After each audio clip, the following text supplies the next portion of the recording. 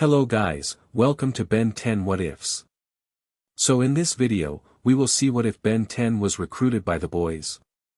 Ben 10 vs Homelander. If you enjoy these kinds of stories, don't forget to show us some love by hitting the like button and subscribing to the channel. Your support means the world to us. Now, let's start the story. Chapter 1, Wrong Universe. Right time. The familiar green flash faded as Ben Tennyson dropped to his hands and knees on cold concrete. His stomach lurched, vision swimming like he'd just been tossed in a cosmic blender and poured out somewhere completely wrong. Okay, Ben groaned, pushing himself up.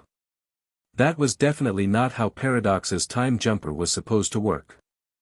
The 23-year-old hero brushed dust off his jeans and straightened his jacket.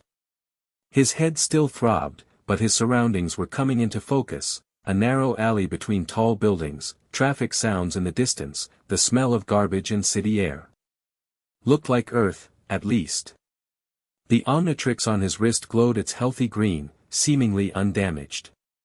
Ben stepped toward the mouth of the alley, squinting at the bright daylight. Gwen. Kevin. No answer. Great. He emerged onto a busy New York sidewalk, except something felt off. The skyline looked almost right, but certain landmarks were missing or different. People rushed past wearing clothes that seemed normal enough, glued to smartphones that looked similar but not quite identical to the ones in his world. A digital billboard caught his eye: Vought presents, The 7, America's Greatest Heroes.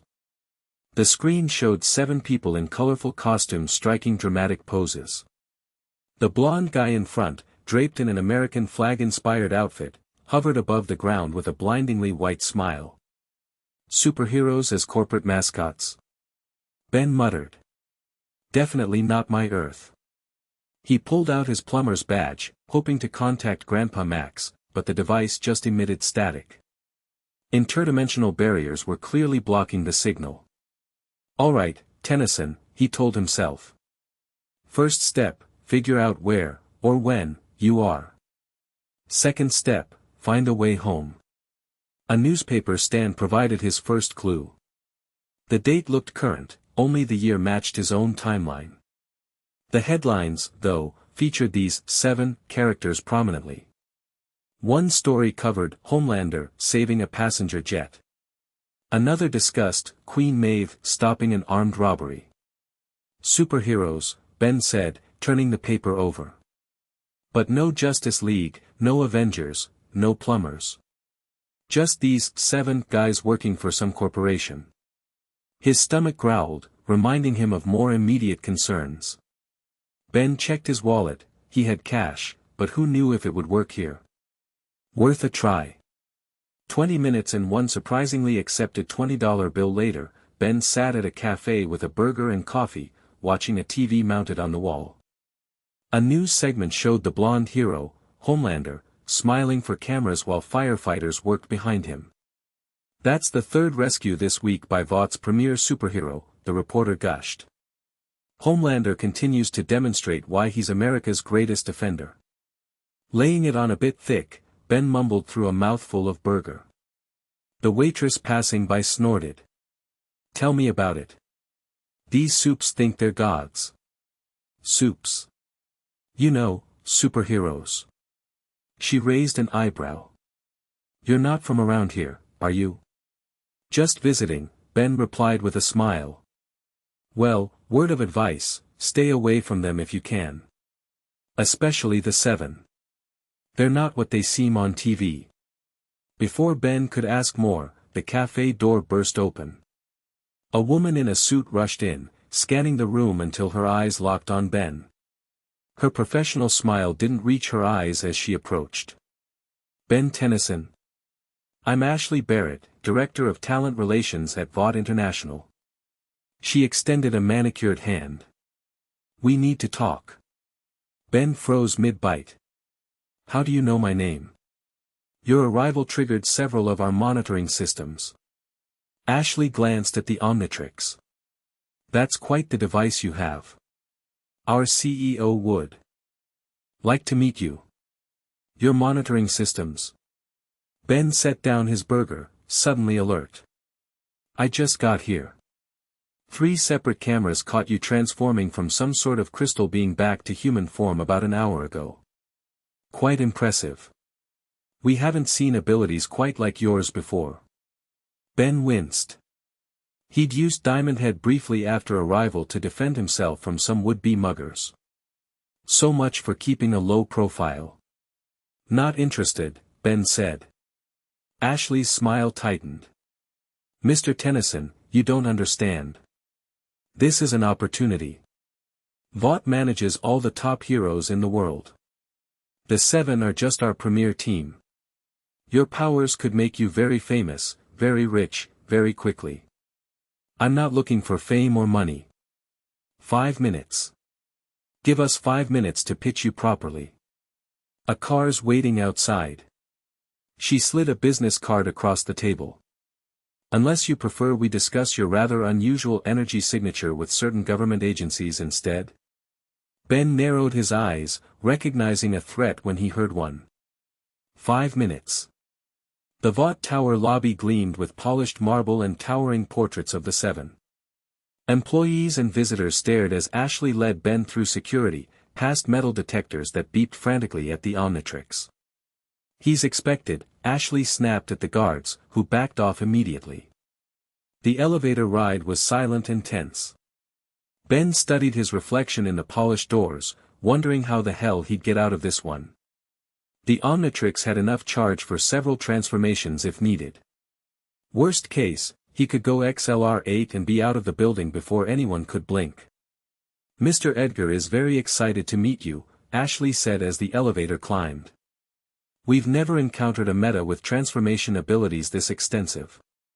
I'm not a meta, Ben replied. And I'm just passing through. Of course, Ashley said in a tone that made it clear she didn't believe him. The elevator opened directly into a massive office with floor-to-ceiling windows overlooking the city. A man in an impeccable suit stood behind a desk, his posture perfect, expression unreadable. Mr. Tennyson. Stan Edgar. The CEO extended his hand, his grip firm and controlled when Ben shook it. Please, have a seat. Ben remained standing. You said 5 minutes. Edgar smiled thinly. Direct. I appreciate that. He gestured to a screen where footage of Ben transforming played on loop. Let's be equally direct then. You possess abilities unlike anything we've documented. You're not in our database of known soups. You appeared in New York today with no record of entry into the country. And that device on your wrist is technology beyond anything currently available. Your point. My point is that you're either an extraordinary opportunity or a significant problem. I prefer the former. Ben crossed his arms. And if I'm not interested in being your opportunity? Then things get complicated. Edgar's voice remained smooth as silk. Unregistered soups with your level of power draw attention from agencies that make Vought look positively charitable by comparison. Before Ben could respond, the office door opened. The blonde hero from the billboards, Homelander, strode in like he owned the place. Up close, something about his perfect smile made Ben's skin crawl. So this is our mystery man, Homelander said, eyes immediately fixed on the Omnitrix. Interesting toy you've got there. Ben felt a prickle of warning at the back of his neck. This guy radiated danger despite the wholesome appearance. Not a toy, Ben replied evenly. Homelander circled him slowly. Ashley says you can transform. Into different beings. That's new. I'd like to keep my abilities private, thanks. Privacy. Homelander chuckled. That's cute. His eyes flashed red briefly, and Ben tensed, recognizing a threat display when he saw one. I could see right through you if I wanted. Every bone, every organ. That watch seems fused to your DNA structure somehow. Fascinating. Ben took a step back. This guy had X-ray vision. What else could he do? Edgar cleared his throat. What Homelander means is that we're offering you an unprecedented opportunity. Join Vought. We'll start you on a regional team, fast-track you to national exposure. Full media package, merchandising, the works. I told you, I'm not interested in being a celebrity. Homelander's smile didn't waver, but something dark flickered behind his eyes. Everyone's interested in being a celebrity. They just don't know it yet. Look, Ben said, I appreciate the offer, but I'm only here temporarily. Once I figure out how to get home. Homelander interrupted. And where exactly is that? Ben hesitated. Somewhere you can't follow. The tension in the room thickened. Homelander stepped closer, invading Ben's personal space. You know what I think? I think you're not being entirely truthful with us. Homelander, Edgar said smoothly, Mr. Tennyson is our guest. Of course. Homelander's smile widened. And guests should feel welcome to share their stories, their abilities, their technology. His gaze dropped meaningfully to the Omnitrix. Ben had dealt with enough power-hungry aliens to recognize the look in Homelander's eyes. This guy wanted the Omnitrix, and Ben doubted he'd take no for an answer. I should go, Ben said firmly. But we haven't finished our discussion, Edgar replied. Yeah, we have. Ben turned toward the elevator. Thanks for the offer, but I work alone. Homelander moved with shocking speed, suddenly blocking Ben's path. You know, it's customary for new soups to demonstrate their powers before leaving a meeting like this. Call it professional courtesy. Ben met his gaze steadily. I don't think that's a good idea. Oh, I insist. Homelander's eyes flashed red again. Show us what you can do, Ben. I'm curious. Ben weighed his options quickly. He could try to leave peacefully, but something told him Homelander wouldn't allow that. Fighting in the Vought CEO's office seemed like a terrible idea, but he might not have a choice. Fine, Ben said, activating the Omnitrix. One demonstration. The familiar green holographic display popped up, showing alien silhouettes. Ben cycled through options as Homelander and Edgar watched with undisguised interest. He needed something impressive enough to make them back off, but not so threatening they'd see him as an enemy. Ben selected his alien and slammed down the dial. The green flash filled the room. Where Ben had stood now towered a red, four-armed alien with massive muscles and yellow-green eyes. For arms, the Tetraman announced, his voice deep and resonant. Ashley gasped and stepped back.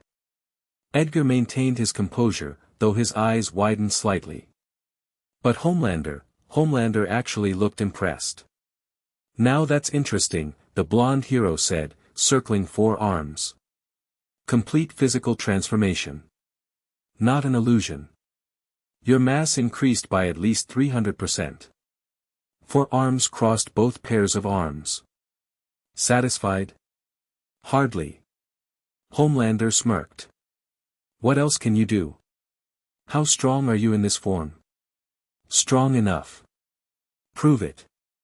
Edgar stepped forward. Perhaps we could arrange a proper testing session in our— No, Homelander interrupted, eyes never leaving four arms. Right now. Show me. Four arms sighed. Look, I've played this game before with guys like you. It never ends well. Guys like me? Something dangerous flashed across Homelander's face. There are no guys like me. Without warning, Homelander threw a punch faster than human eyes could track, but four arms caught it with one massive hand. The impact created a shockwave that rattled the windows. Homelander's smug expression faltered momentarily before returning. Not bad. But that was me being gentle. Four arms released Homelander's fist and stepped back. We done here? Not quite. Homelander's eyes glowed red. Let's see how you handle heat. Homelander. Edgar's commanding voice cut through the tension. Not in my office. The red glow faded reluctantly. Homelander's smile returned, but it didn't reach his eyes. Another time, then. 4 arms hit the Omnitrix symbol on his shoulder, transforming back to Ben in another green flash. I appreciate the offer, Mr. Edgar, but I'm going to pass. I'll find my own way home. Edgar studied Ben with calculated interest. At least allow us to provide accommodations while you're in our city. No strings attached. Hard pass, Ben replied, moving toward the elevator. I've dealt with enough people who want this watch to recognize the look. Trust me, you don't want to go down that road. Homelander's pleasant mask slipped just enough for Ben to glimpse the rage beneath. Nobody tells us what roads to take, Ben Tennyson. Consider it friendly advice. Ben stepped into the elevator. From someone who's seen where that road ends. As the doors closed, Ben caught a final glimpse of Homelander's face, the carefully constructed smile completely gone, replaced by something cold and furious. Once alone in the elevator, Ben let out a shaky breath. Great job, Tennyson. First day in a new dimension and you've already made enemies with the local Superman. The sun was setting by the time Ben left Vought Tower, acutely aware of being watched. He needed a plan. No money beyond what little cash he had, no contacts, and potentially a superpowered psychopath looking for him. First step, he muttered, don't get caught. Ben ducked into an alley and transformed into XLR-8, the speedster alien a blue-black blur as he raced through the city. If Vought was monitoring surveillance cameras, they'd have a harder time tracking his movements at this speed. After several random direction changes, Ben stopped in a quieter neighborhood, reverting to human form behind a dumpster. He needed information about this world, about Vought and the Seven. The encounter with Homelander had proven they weren't the heroes they pretended to be. A nearby bar called McSweeney's caught his attention, dim lighting, worn exterior, and notably free of superhero promotional material. Perfect for laying low. The inside matched the outside, dingy, smoky, with a handful of patrons keeping to themselves. Ben slid onto a bar stool, ordering a beer with his dwindling cash. The bartender, a gruff older man with a scar above his right eye, studied Ben with suspicion. Haven't seen you before. Just passing through, Ben replied, taking a sip of his beer. Not a fan of the superhero circus, huh? He nodded toward the only TV in the place, which was showing a basketball game instead of the Vought channel playing in most public venues. The bartender grunted. Got no use for those caped corporate puppets. Can't argue with that, Ben said. Had a run-in with the blonde one today. Homelander. Guy's got serious issues. The bartender froze, looking alarmed. Keep your voice down, kid. That's not someone you want to talk shit about in public. That bad, huh? The bartender leaned closer. Worse than you know. If you had a run-in with him and you're still walking around, count yourself lucky. Now drink your beer and forget about the Seven if you want to stay healthy. Ben nodded, processing this information. The fear was palpable, not just caution but genuine terror. Whatever Homelander was capable of, the public knew only a sanitized version. A commotion outside interrupted his thoughts. Shouting, followed by the squeal of tires and a loud crash. Ben was on his feet instantly, rushing to the door despite the bartender calling after him. Outside, a delivery truck had swerved to avoid something and crashed into a power pole. The driver appeared unconscious, and worse, the pole was tipping, electrical wires sparking dangerously above a group of pedestrians frozen in fear. Ben didn't hesitate. The Omnitrix activated with practiced speed, and seconds later feedback, a tall, black alien with plugs for fingers and long antennae, leapt into action. Everyone back. Feedback shouted, springing onto the leaning pole. His plug-like fingers sank into the sparking wires, absorbing the electrical current before it could harm anyone. The pole groaned, tilting further. With his free hand, Feedback grabbed the structure, using his enhanced strength to hold it steady while continuing to drain the dangerous electrical discharge. The truck driver, someone yelled. He's still inside. Feedback looked down to see flames licking at the vehicle's engine. He needed to move fast, but couldn't release the electrified pole without endangering the crowd. "Hang on," he called, absorbing the last of the current. Once the wires were dead, he leapt down and sprinted to the truck, tearing the door off its hinges. The driver was slumped over the wheel, blood trickling from a head wound. Feedback carefully extracted him just as the flames reached the fuel line. The explosion sent both of them tumbling across the pavement, Feedback curling protectively around the injured man. "Someone call an ambulance." Feedback shouted, checking the driver's pulse. Still alive, but barely. As a crowd gathered, Feedback noticed several people filming with their phones. So much for keeping a low profile. He gently laid the driver down and transformed back to human form behind the burning truck, hoping to slip away before authorities arrived. No such luck. As Ben attempted to blend into the growing crowd, a black van screeched to a halt nearby. Four individuals jumped out, not police or EMTs, but an odd assortment that moved with clear purpose. The leader, a grim-faced man with dark hair and a permanent scowl, scanned the crowd until his eyes locked onto Ben. He nudged a younger man beside him and pointed. "Shit," Ben muttered, turning to leave, only to find his path blocked by a woman with short hair and an intense stare. "Ben Tennyson?" she asked, voice low. "We need to talk." Not interested in more superhero recruitment, Ben replied, trying to step around her. "We're not recruiters," she said, gripping his arm with surprising strength. "And we're definitely not with Vought. But if you want to avoid having Homelander dissect you for that watch, you should come with us. Now." Ben hesitated. These people clearly knew who he was, but something about them felt different from the Vought executives. "How do I know I can trust you?" The woman's lips twisted in a sardonic smile. "You don't. But we're not the ones with corporate logos and action figures." A police siren wailed in the distance. The dark-haired man approached, British accent clipping his words. "Decide quickly, mate. Once the Vought cleanup crew arrives, you're fucked." Ben glanced back at the accident scene, where the driver was receiving CPR from a bystander. More sirens approached. "Fine," he said. "But at the first sign of trouble, you'll find out what else this watch can do." "Wouldn't expect anything less," the British man replied, leading them to the van. "I'm Butcher. Welcome to the most fucked up day of your life." The van wound through back streets, taking an intentionally convoluted route. Ben sat surrounded by his strange new companions, who watched him with varying degrees of suspicion. "So," Ben said, breaking the silence, "who exactly are you people?" "The ones asking questions," Butcher replied from the passenger seat. "Starting with what the fuck you are and what you're doing here." "I'm human," Ben said. "Just not from around here." "That transforming trick didn't look very human," said the younger man driving the van. "Huey," the woman cautioned, "focus on driving." "It's a fair observation, Kimiko," Huey replied.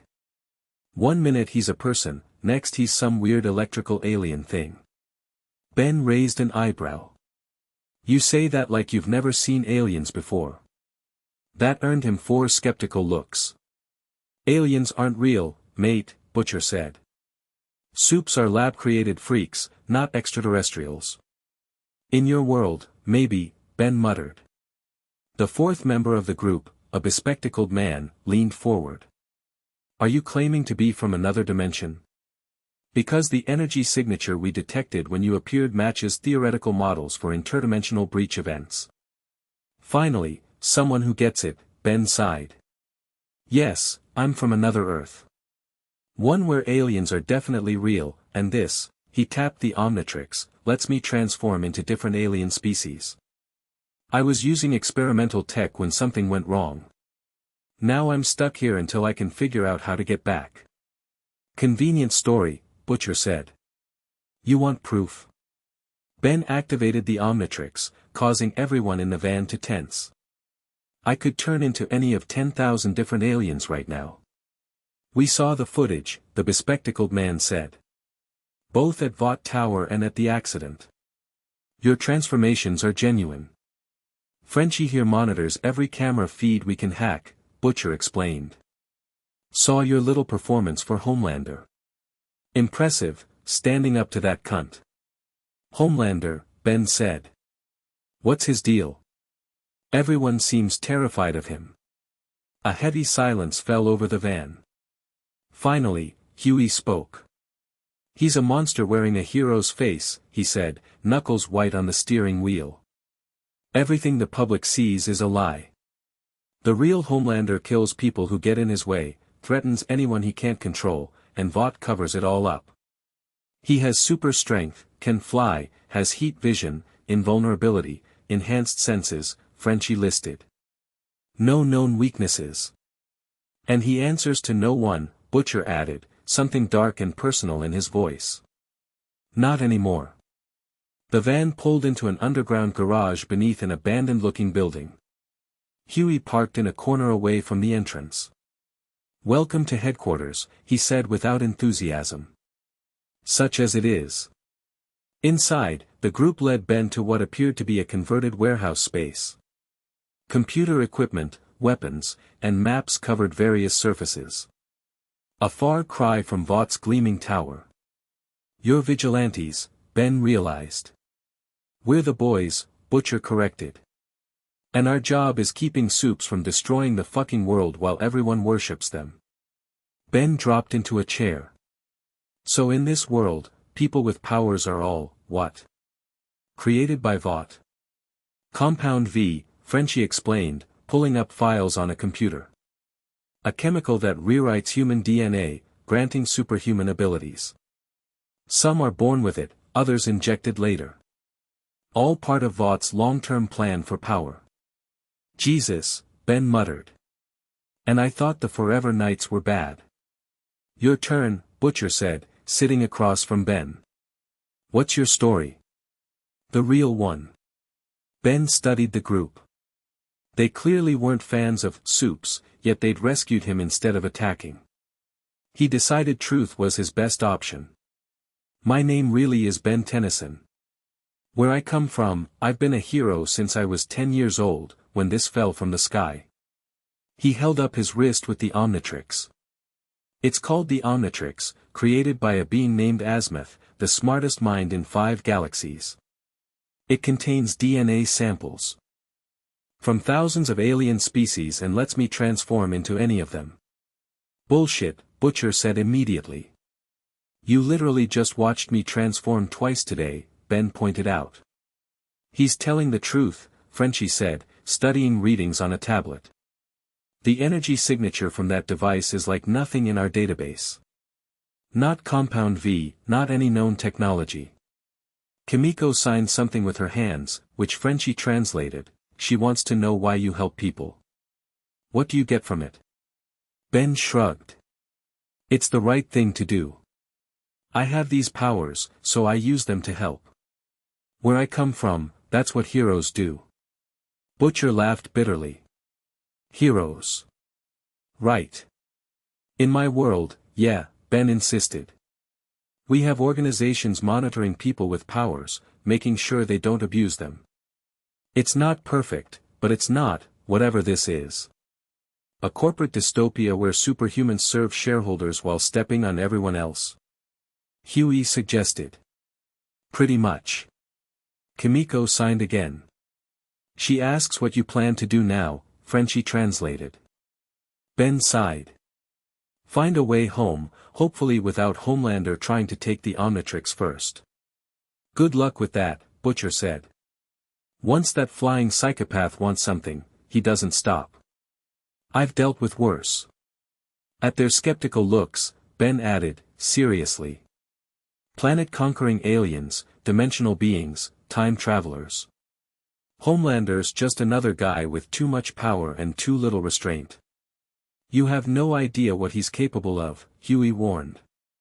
Maybe not, Ben conceded. But you haven't seen what I can do either. Butcher leaned forward, something calculating in his eyes. Maybe we can help each other, then. You need time to figure out your way home. We need someone who can actually stand up to Homelander. I'm not looking to fight your wars, Ben said carefully. Not asking you to. But Homelander will come for you and that watch. When he does, wouldn't you rather have allies? Ben considered this. These people clearly had resources and knowledge about this world that he lacked. And they were right, Homelander had that look, the same one Vilgax had when eyeing the Omnitrix. Temporary alliance, Ben agreed finally. I'll help with Homelander if he comes after me, you help me find a way home.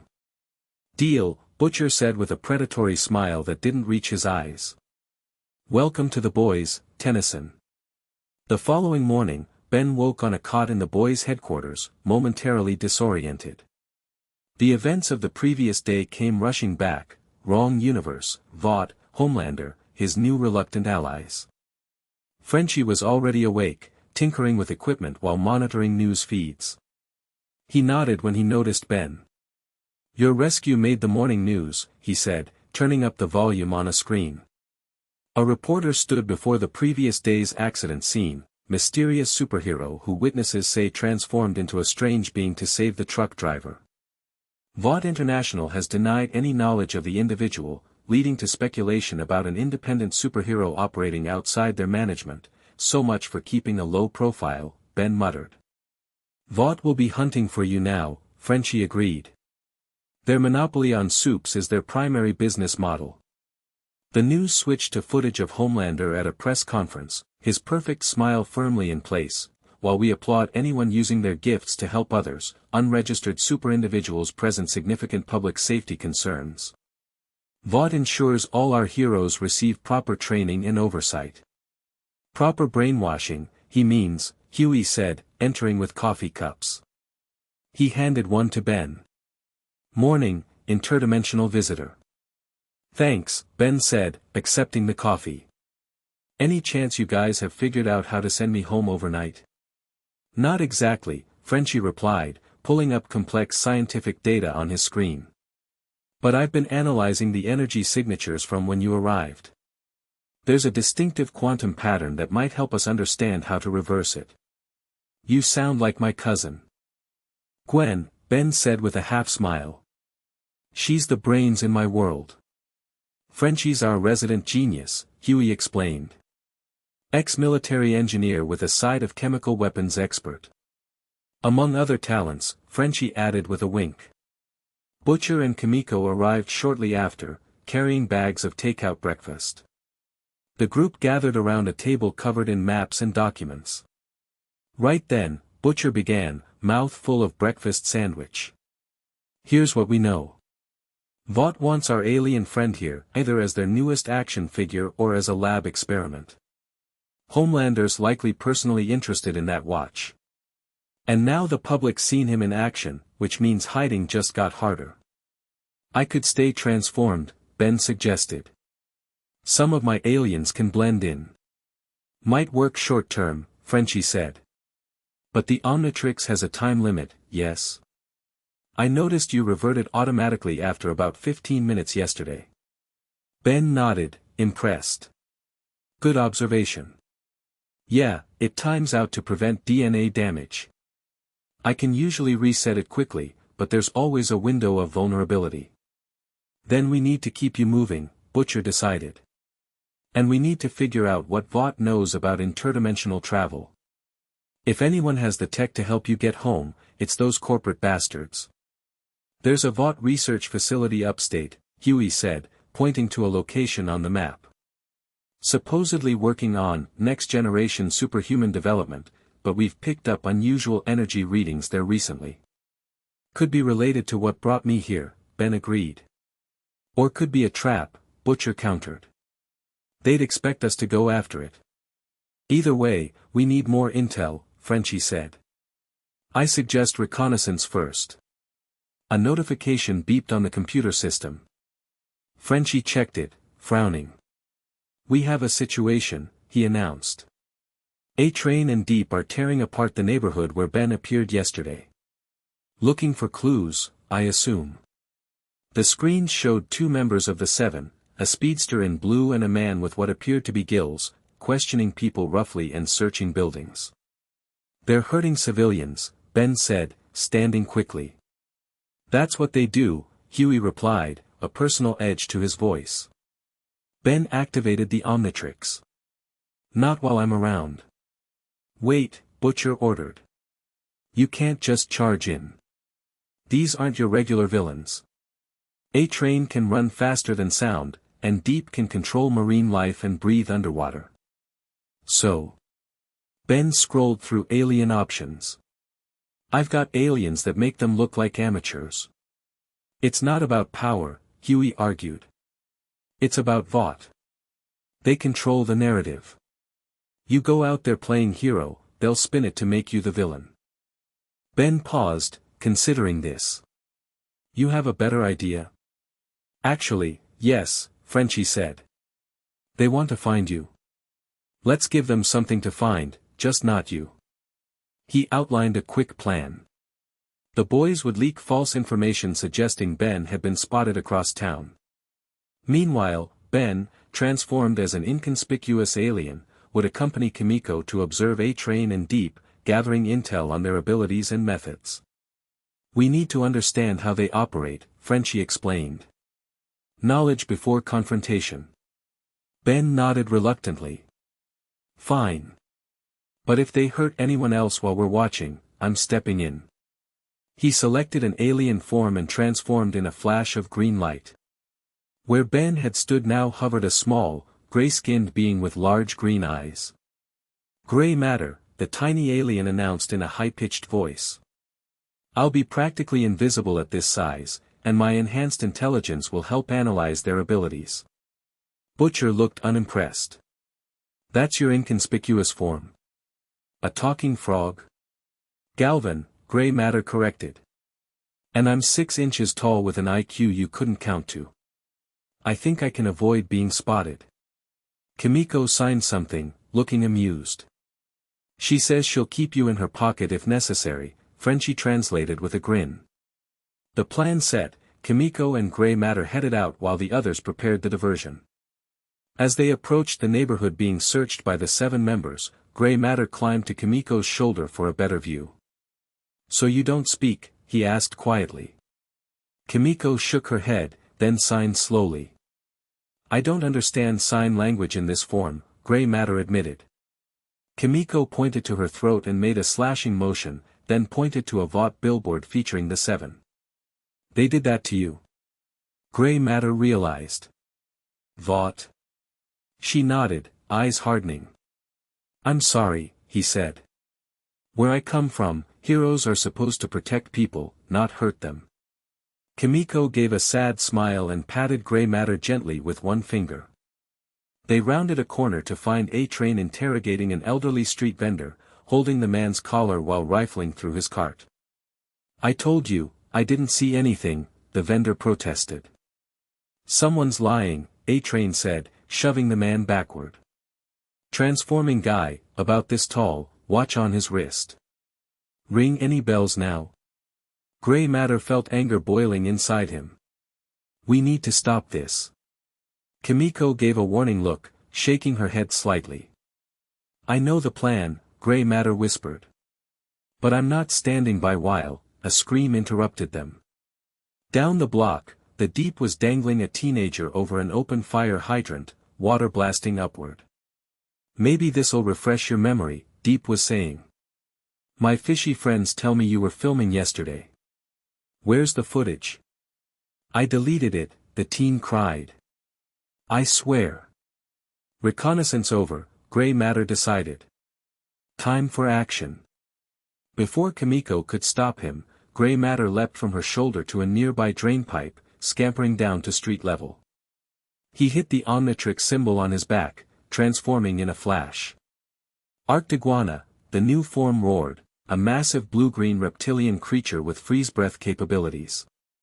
Civilians scattered at the sight of the new monster, giving Arctiguana a clear path to the Deep. With one powerful breath, he froze the hydrant water solid, trapping the Deep's arms in ice. What the Deep struggled against his frozen restraints. Let the kid go, Arctiguana growled. The Deep stared in shock before a cocky smile spread across his face. You must be the Transformer everyone's talking about. Homelander's gonna be psyched when I bring you in. A blur of blue streaked into view as a train arrived, circling Arctiguana at super speed. This the guy? A train called to Deep, never stopping his dizzying motion. Obviously. Deep shouted back, still struggling with the ice. Cool. I'll take it from here. A train increased his speed, creating a vacuum that started to affect Arctiguana's breathing. But Ben had faced speedsters before. Timing his move carefully, Arctiguana whipped his tail out at precisely the right moment, catching A train mid-stride and sending him crashing through a storefront window. I'm not here to fight, Arctiguana announced. I just want you to leave these people alone.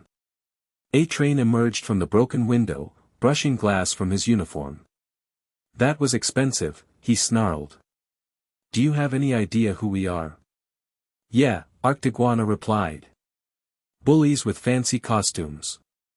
The Deep finally broke free of the ice, shaking water from his arms. You're making a big mistake. Nobody defies the Seven. There are only two of you, Arctiguana pointed out. And I'm not impressed. A train disappeared in a blur again, this time reappearing with a metal street pole, swinging it like a bat. Arctiguana caught it with one clawed hand, freezing it instantly. The cold conducted through the metal, causing A train to yelp and drop his makeshift weapon. You're out of your league, Arctiguana warned. Both of you. Walk away. Fuck you, A train spat, rubbing his numbed hands. You have no idea what's coming for you.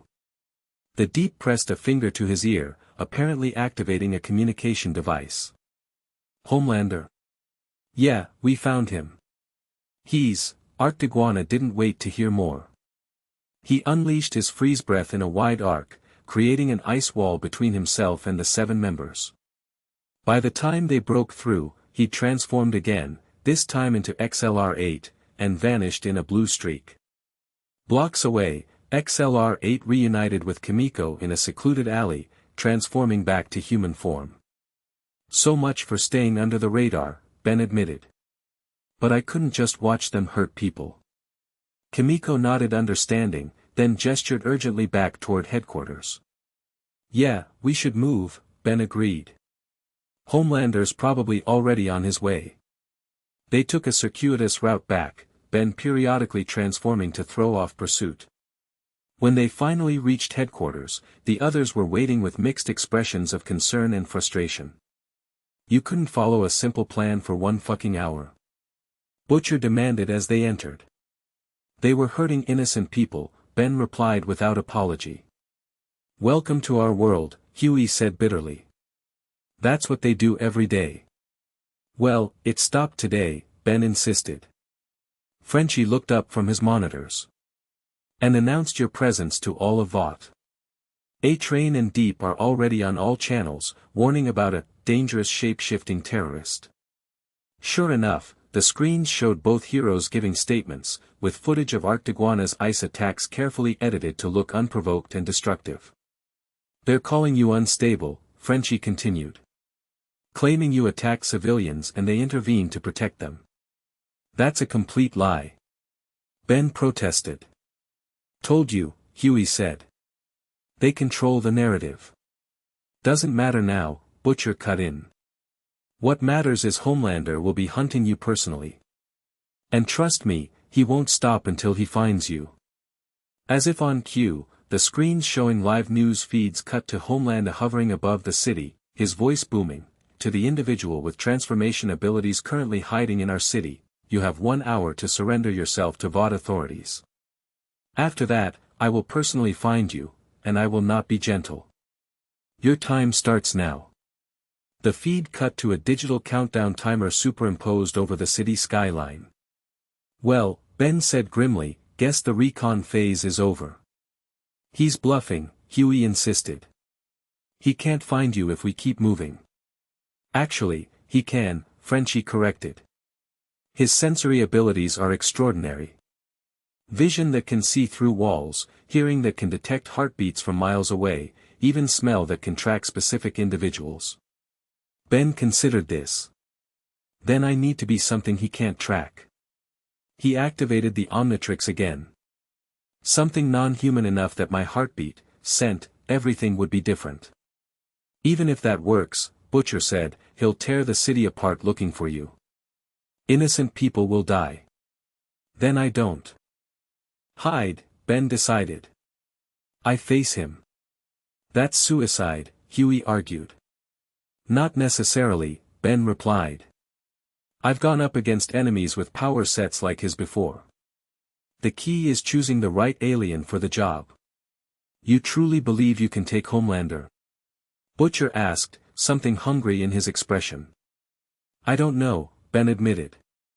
But I know running just puts more people in danger.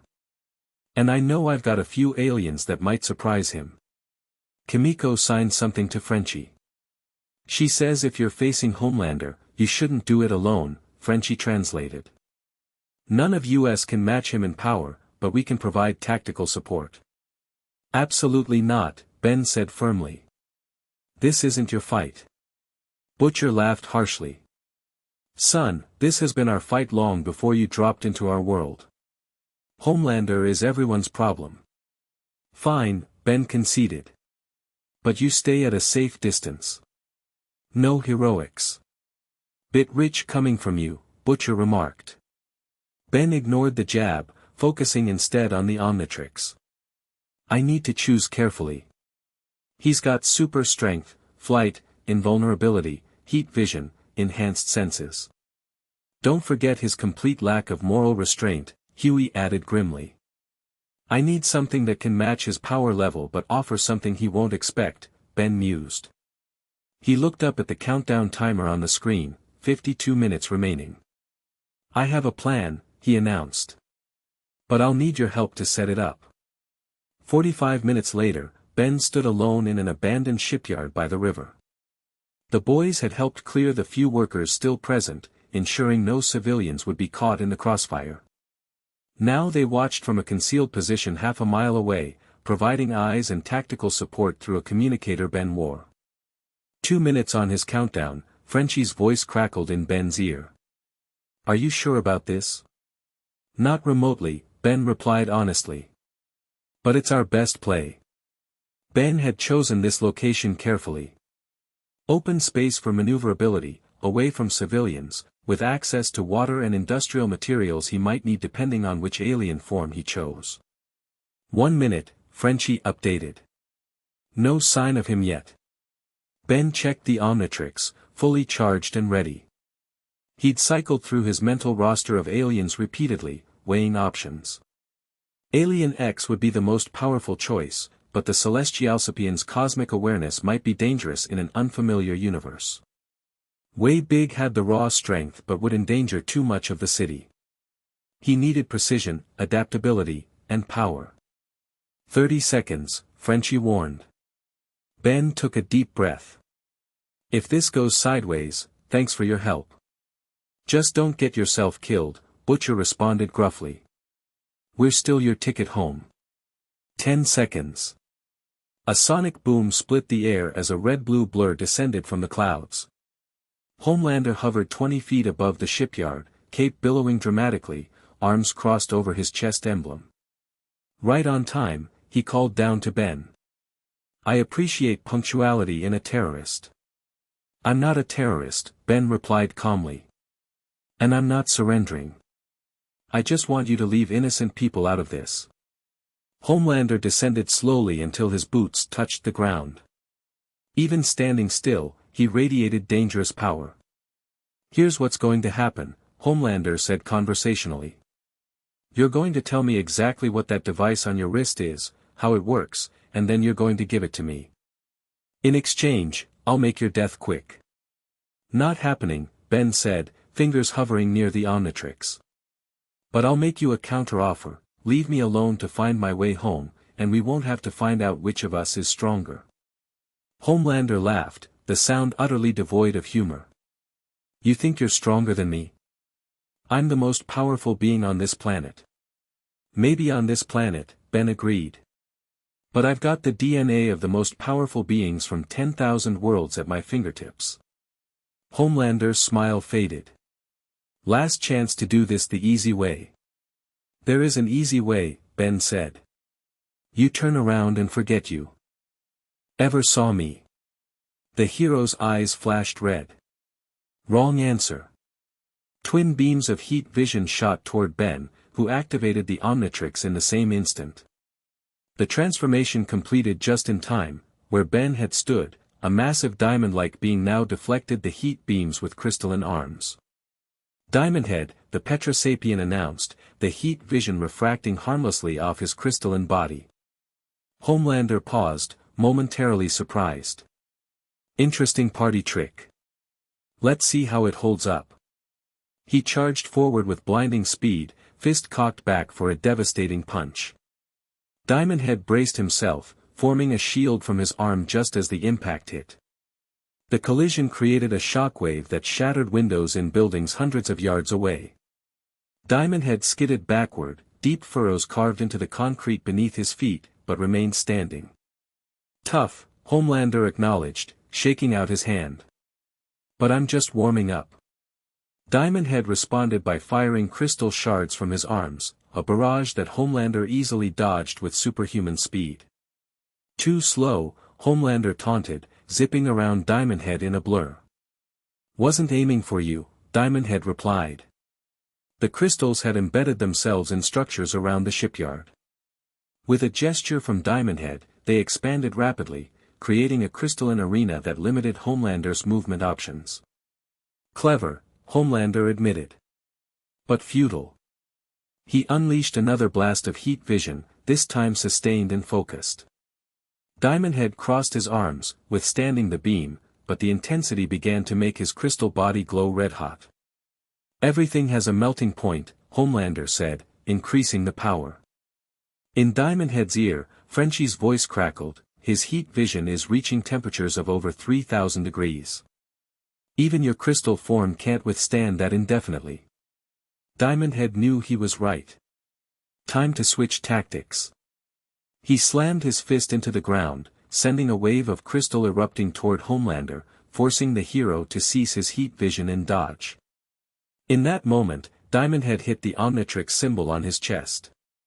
A new alien stood in his place, a red, mantle-like being with 4 wings and antennae. Jetray, he called, immediately taking to the air with incredible speed. Homelander's eyes widened in surprise before narrowing in determination. He shot upward, giving chase as Jetray streaked across the sky. You can fly, Homelander called.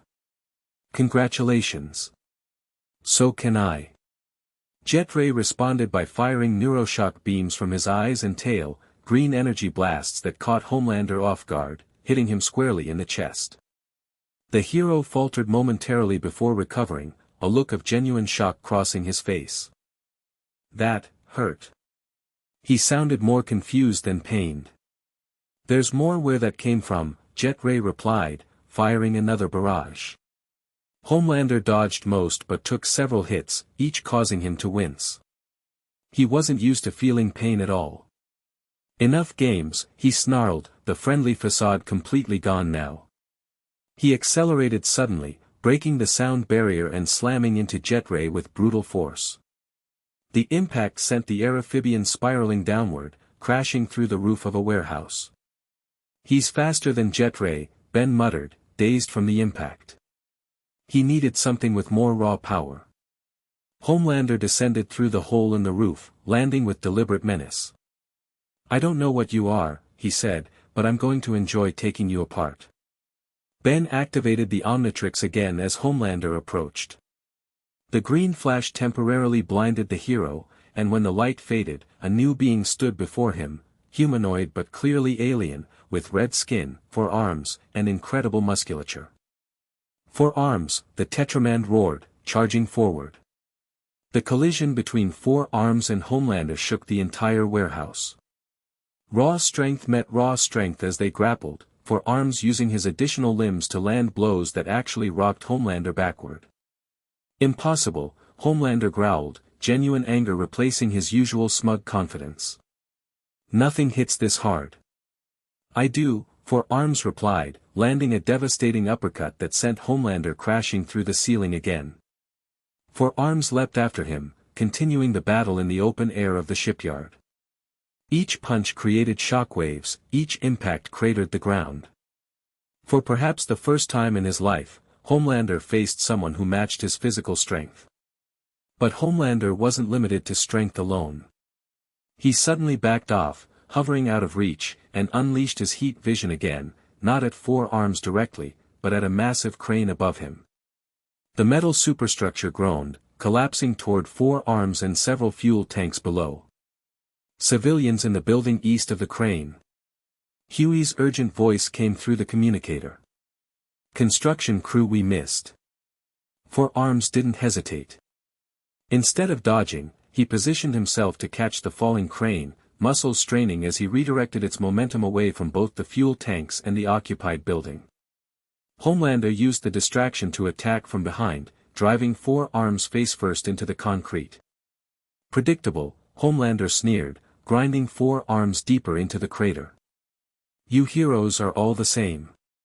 So concerned with saving everyone that you forget to save yourselves. For Arms struggled under Homelander's grip, reaching for the Omnitrix symbol on his shoulder. That's what makes us different, he grunted, activating the transformation. A blinding green flash, and suddenly Homelander was holding nothing, his prey had vanished, replaced by a ghostly, phantom-like being that phased right through his grasp. Big Chill, the spectral alien announced, voice eerie and echoing. Homelander spun around, heat vision blazing, only for the beams to pass harmlessly through Big Chill's intangible form. Can't hit what you can't touch, Big Chill taunted, floating just out of reach. Homelander's face contorted with rage. What are you? Just someone passing through, Big Chill replied, before exhaling a blast of freezing vapor that encased Homelander in a thick shell of ice. The ice cracked almost immediately as Homelander broke free, but he was visibly shivering, another new experience for him. You'll pay for that, he snarled, breath visible in the suddenly cold air. Bill me, Big Chill responded, continuing to dodge and phase through Homelander's increasingly furious attacks. He's losing control, Frenchie observed through the calm, this is when he's most dangerous. As if to prove the point, Homelander suddenly changed tactics, shooting into the skies so fast he created a sonic boom. From high above, he scanned the surroundings with his enhanced vision, focusing on the construction site Huey had mentioned. I see your friends, Homelander called down.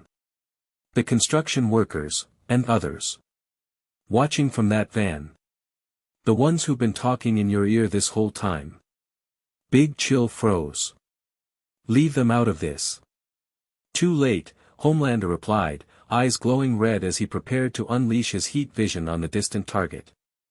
Big Chill acted instantly, flying toward Homelander at top speed while hitting the Omnitrix symbol. In a flash of green, he transformed mid-flight into a massive being made of green crystal with a glowing core. Atomix, the new alien bellowed, nuclear energy pulsing from his hands as he intercepted Homelander. HMENA HMENA HMENA. Atomix chanted, building power before releasing it in a devastating blast of nuclear energy that hit Homelander directly. The explosion lit up the sky like a second sun. Homelander, caught completely by surprise, was sent tumbling through the air, his uniform scorched and smoking. For perhaps the first time in public, Homelander looked genuinely hurt and disoriented. He stabilized himself in the air, staring at Atomix with a mixture of shock and newfound wariness. What are you? He demanded, voice lacking its usual confidence. Someone who's faced worse than you, Atomix replied, his deep voice resonating with power. Someone who uses his strength to protect, not terrorize. Homelander's face twisted with rage. I am a god to these people. You're just a bully with powers, Atomix countered. Where I come from, we call people like you villains. With a roar of fury, Homelander charged again, but Atomix was ready. The nuclear alien created a field of atomic energy around himself, meeting Homelander's charge with a controlled explosion that sent both combatants crashing to the ground, creating a massive crater in the shipyard. As the dust cleared, Automix stood tall while Homelander struggled to his knees, bleeding from his nose and mouth, perhaps for the first time in his adult life. "This isn't possible," Homelander muttered, wiping blood from his lip and staring at it in disbelief. "Yield," Automix commanded. "This fight is over." For a moment, it seemed Homelander might actually retreat. Then his expression hardened into something truly dangerous. "It's never over," he said quietly. "And now I know your weakness." Before Automix could react, Homelander shot into the sky again, this time heading directly for the city center. "He's heading for civilians." Frenchie warned through the comm. Automix launched after him, nuclear propulsion allowing him to keep pace, but Homelander had a head start. The hero reached the crowded streets of downtown, hovering above a busy intersection where he knew news cameras would quickly find him. As predicted, within seconds, camera phones were pointed upward and news helicopters were changing course to capture the scene. "People of New York," Homelander announced, voice projecting to the gathering crowd below. "There's a dangerous new threat in our city. A shape-shifting terrorist who," his speech was interrupted as Automix arrived, hovering at a distance. "Don't do this," Automix warned. "Keep the fight between us." Homelander smiled coldly, knowing he'd gained the advantage. With civilians below and cameras recording, Automix couldn't use his full power without risking lives. "These people deserve to know what they're facing," Homelander continued, playing to the cameras. "A monster who can become other monsters. Who attacked members of the Seven unprovoked. Who refuses to register with proper authorities." "You're lying," Automix said. "You're the one who threatened innocent people." "Am I?" Homelander gestured to the crowds below. "Let them decide who to trust. Their beloved hero, or an unknown alien creature." This was exactly the scenario the boys had warned about. On camera, controlling the narrative, Homelander had the advantage. Automix looked down at the gathered civilians, then back at Homelander. He needed to end this without endangering bystanders, and he needed to expose Homelander's true nature. He hit the Omnitrix symbol, transforming into a small, frog-like alien. "Gray matter," he announced, his tiny form barely visible to the crowds below. Homelander laughed. "This is your strategy? Becoming bite-sized?"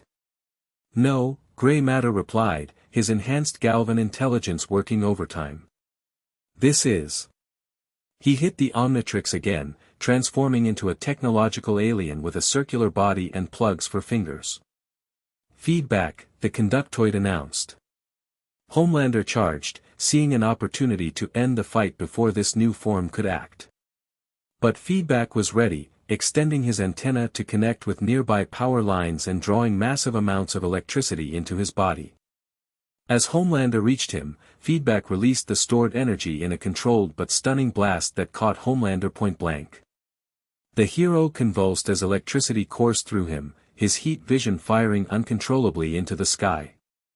"You see?" Feedback called to the watching crowds. "This is who he really is. No control, no concern for your safety." Homelander's uncontrolled heat vision swept dangerously close to a news helicopter, causing it to bank sharply away. The cameras caught it all, America's greatest hero becoming a danger to those he claimed to protect. Feedback used the moment to hit the Omnitrix again, transforming into a new alien, a blue-furred, simian creature with 4 arms and enhanced agility. "Spider Monkey," he called, shooting a web from his tail that ensnared Homelander, temporarily binding his arms. The hero broke free almost instantly, but the moment of restraint was caught on dozens of cameras. Homelander, struggling and furious, looking nothing like his carefully cultivated public image. "Enough!" Homelander roared, charging at Spider Monkey with murderous intent. Spider Monkey dodged with incredible agility, swinging between buildings as Homelander gave chase, growing increasingly frenzied and reckless. Each missed attack damaged property, each wild burst of heat vision came dangerously close to civilians. And the cameras caught it all. He's losing it, Frenchie observed through the calm, his public persona is cracking. Good, Butcher added. Let the world see what he really is. Spider-Monkey led Homelander on a chase through the city, deliberately keeping the pursuit in public view while ensuring civilians had time to clear the area.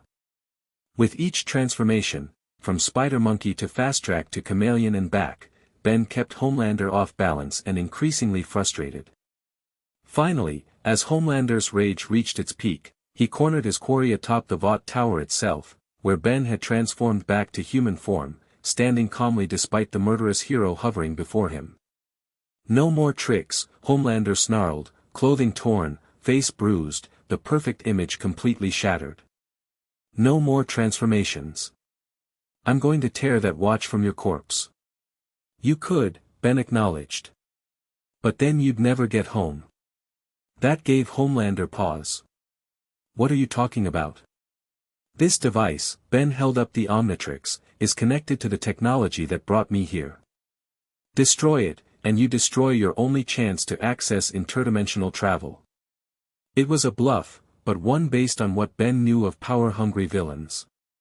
The prospect of controlling travel between dimensions would be too tempting to ignore. You expect me to believe that? Homelander scoffed, but there was hesitation in his voice. I don't care what you believe, Ben replied.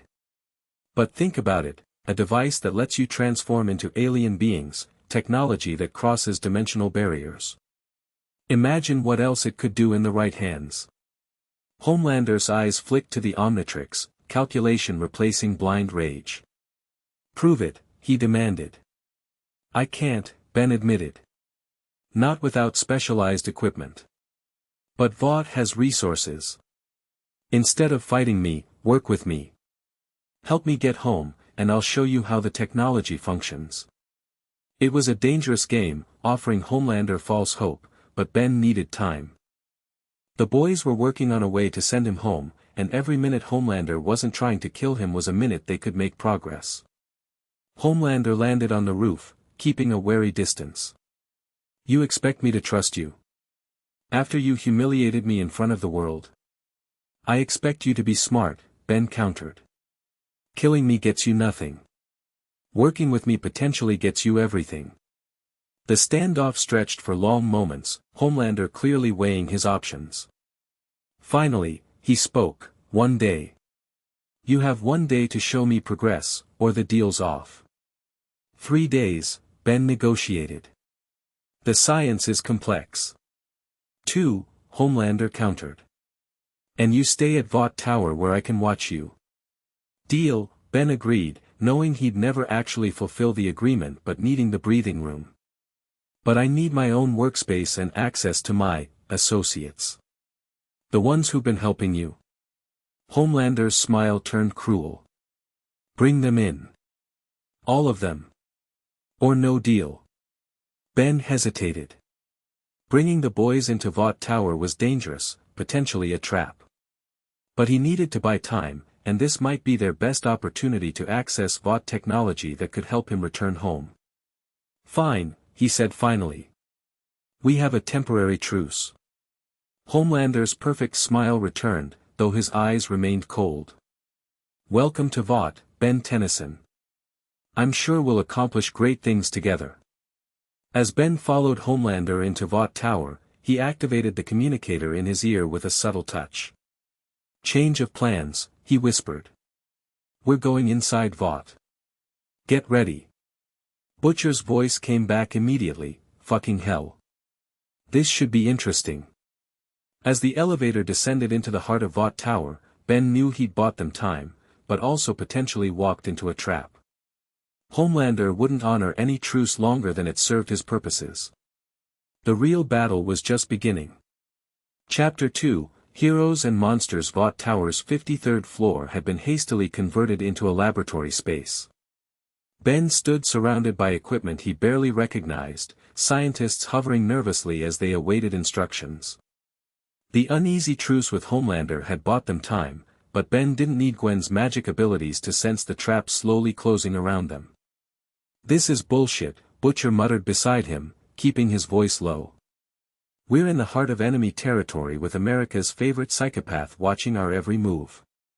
Not every move, Ben replied, nodding toward the corner where Frenchie had disabled 2 surveillance cameras with a device small enough to hide in his palm. Besides, we need access to their tech if I'm ever getting home. Huey paced anxiously by the windows, occasionally glancing at the city 53 stories below. I can't believe we're actually inside Vought Tower. Do you know how many laws we've broken just being here? Add it to the list, Butcher replied dryly. The door slid open and Ashley Barrett entered, her professional smile strained as she eyed the boys with barely concealed distaste.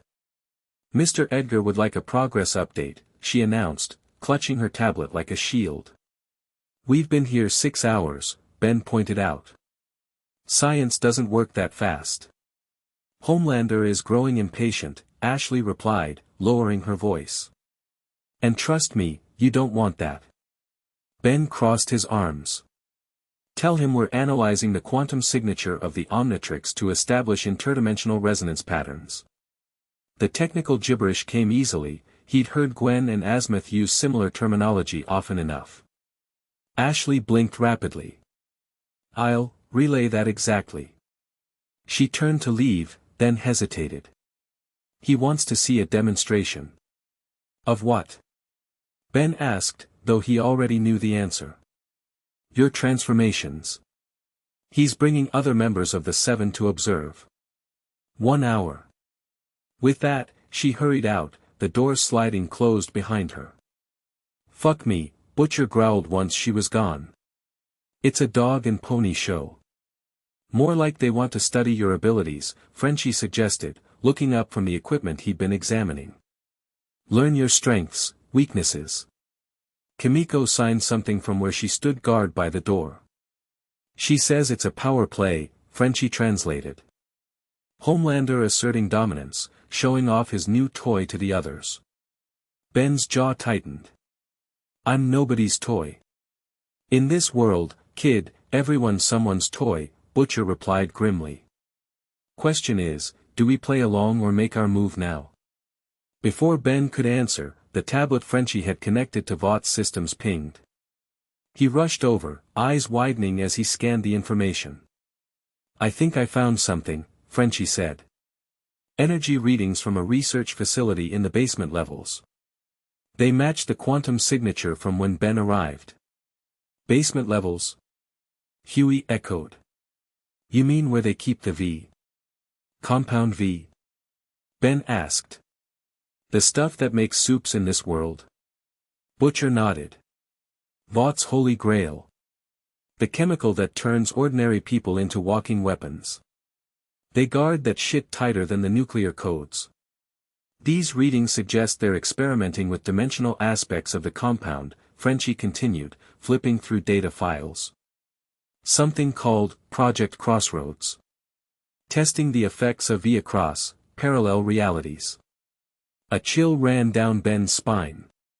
You think that's how I got pulled here? They were experimenting with cross-dimensional travel and accidentally yanked me from my universe. It fits, Frenchie confirmed. The timing, the energy signatures, but there's something else. These tests began months ago, but intensified recently because, he stopped abruptly, staring at the screen. Because what? Butcher demanded. Because they detected something coming through, Frenchie finished, voice hushed. Not the first time, and not just you, Ben. The room fell silent as the implications sank in. They've been pulling things from other dimensions, Ben realized. Maybe even before I arrived. And whatever came through, they're keeping it somewhere in those basement levels. Butcher's expression darkened. If Vaught's got their hands on tech or beings from other worlds. We need to see what's down there, Ben decided. And we need to get to that equipment.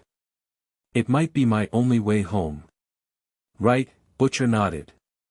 So we play along with Homelander's little freak show, then make our move when they're not expecting it. Ben activated the Omnitrix, scrolling through alien options. I think I know just how to handle our demonstration. An hour later, Ben stood in Vaught's massive testing chamber, a reinforced arena larger than a football field with observation windows along one wall. Behind the glass, Homelander watched alongside 3 other members of the Seven, Starlight, A-Train, and Black Noir.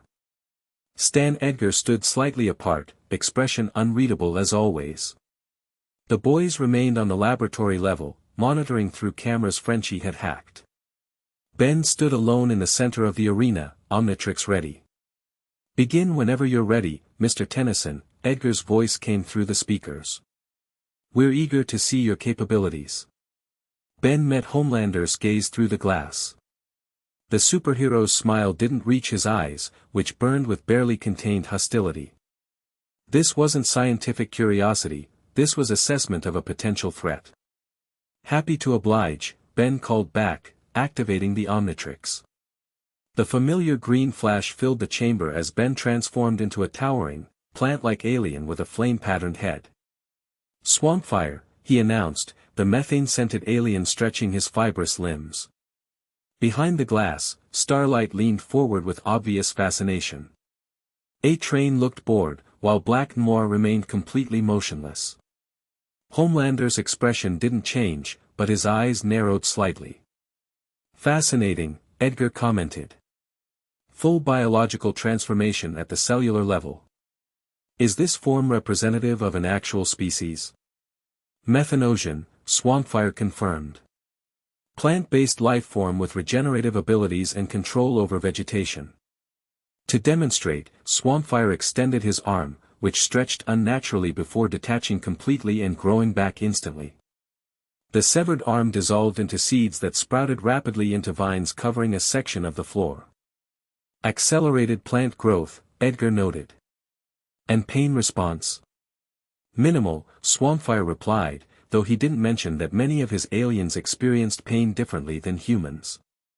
"Show us something else," Homelander's voice cut in, impatient. "Something more impressive." Swampfire's flame-topped head tilted in challenge. "You want impressive?"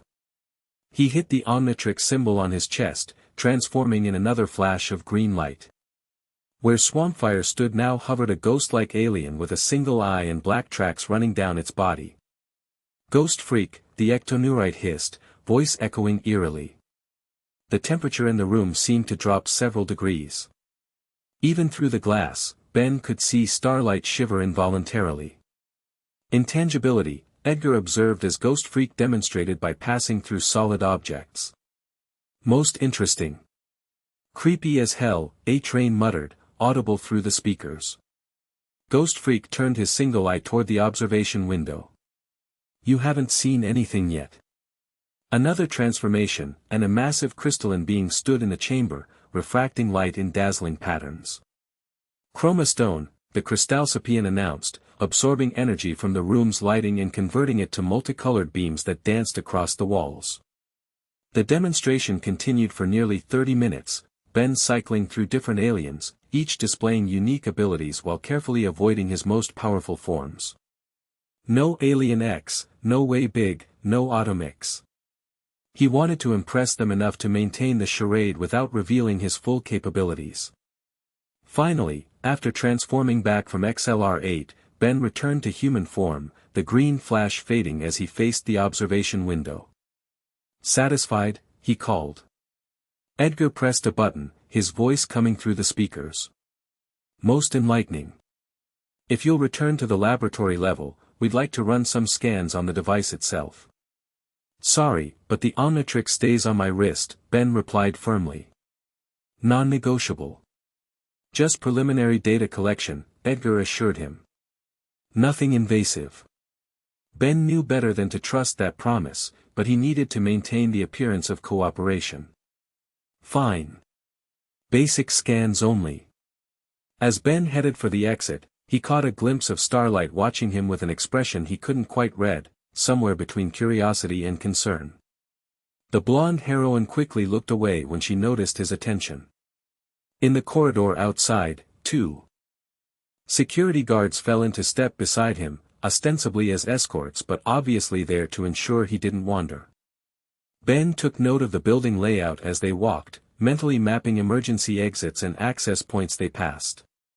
When he returned to the laboratory, the boys were waiting with tense expressions. "How'd it go?" Huey asked once the guards had positioned themselves outside. "They got their show," Ben replied, keeping his voice low. "But I noticed something interesting, they're running all kinds of energy readings, not just watching the transformations. They're specifically interested in the Omnitrix's energy signature. Because they think it's the key to interdimensional travel," Frenchie nodded.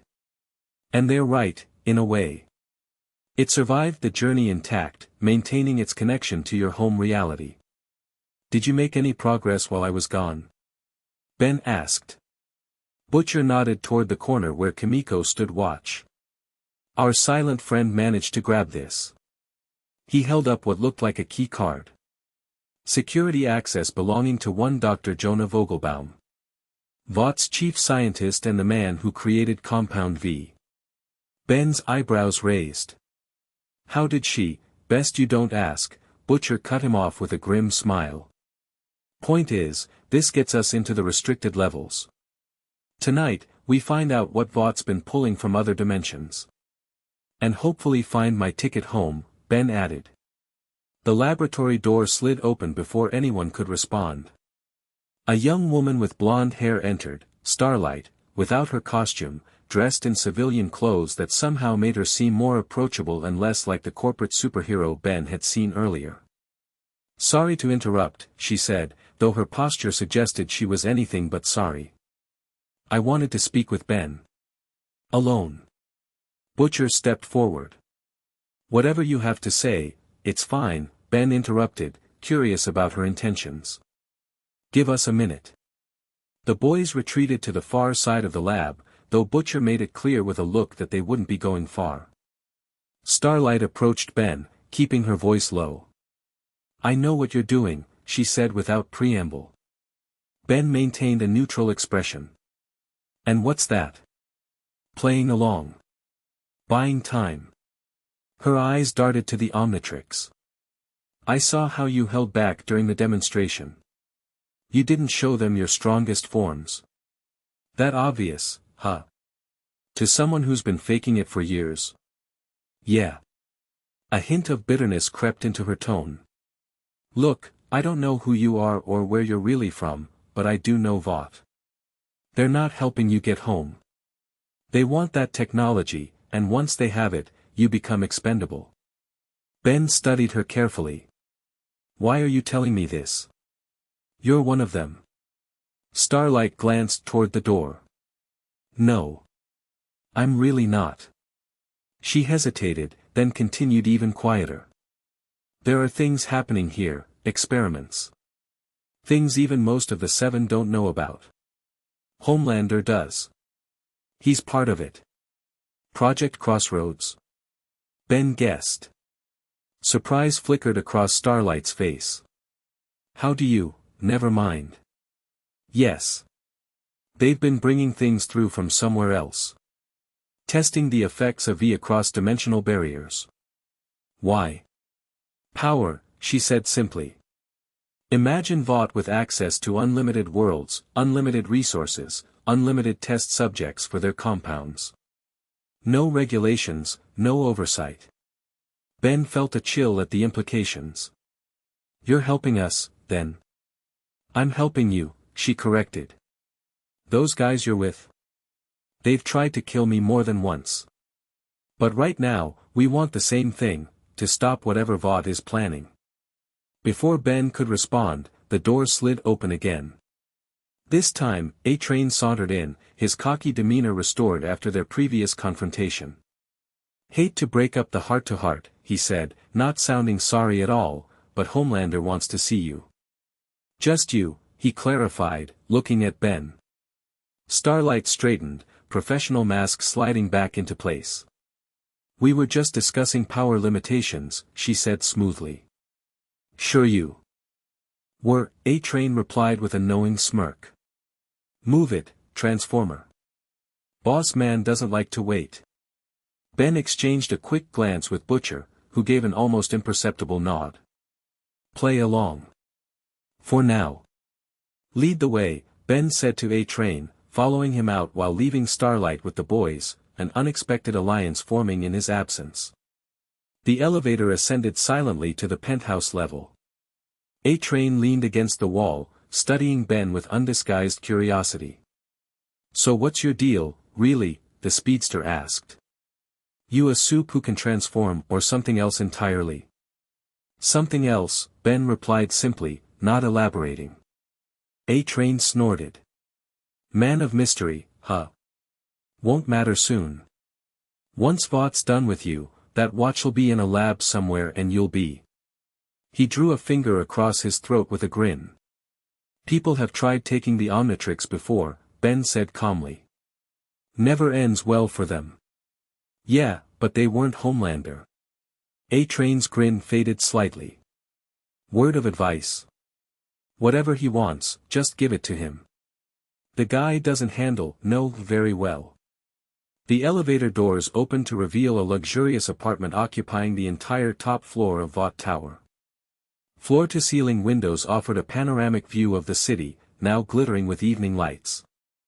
Homelander stood by the window, still in full costume, hands clasped behind his back as he gazed out at the city he considered his domain. He didn't turn as they entered.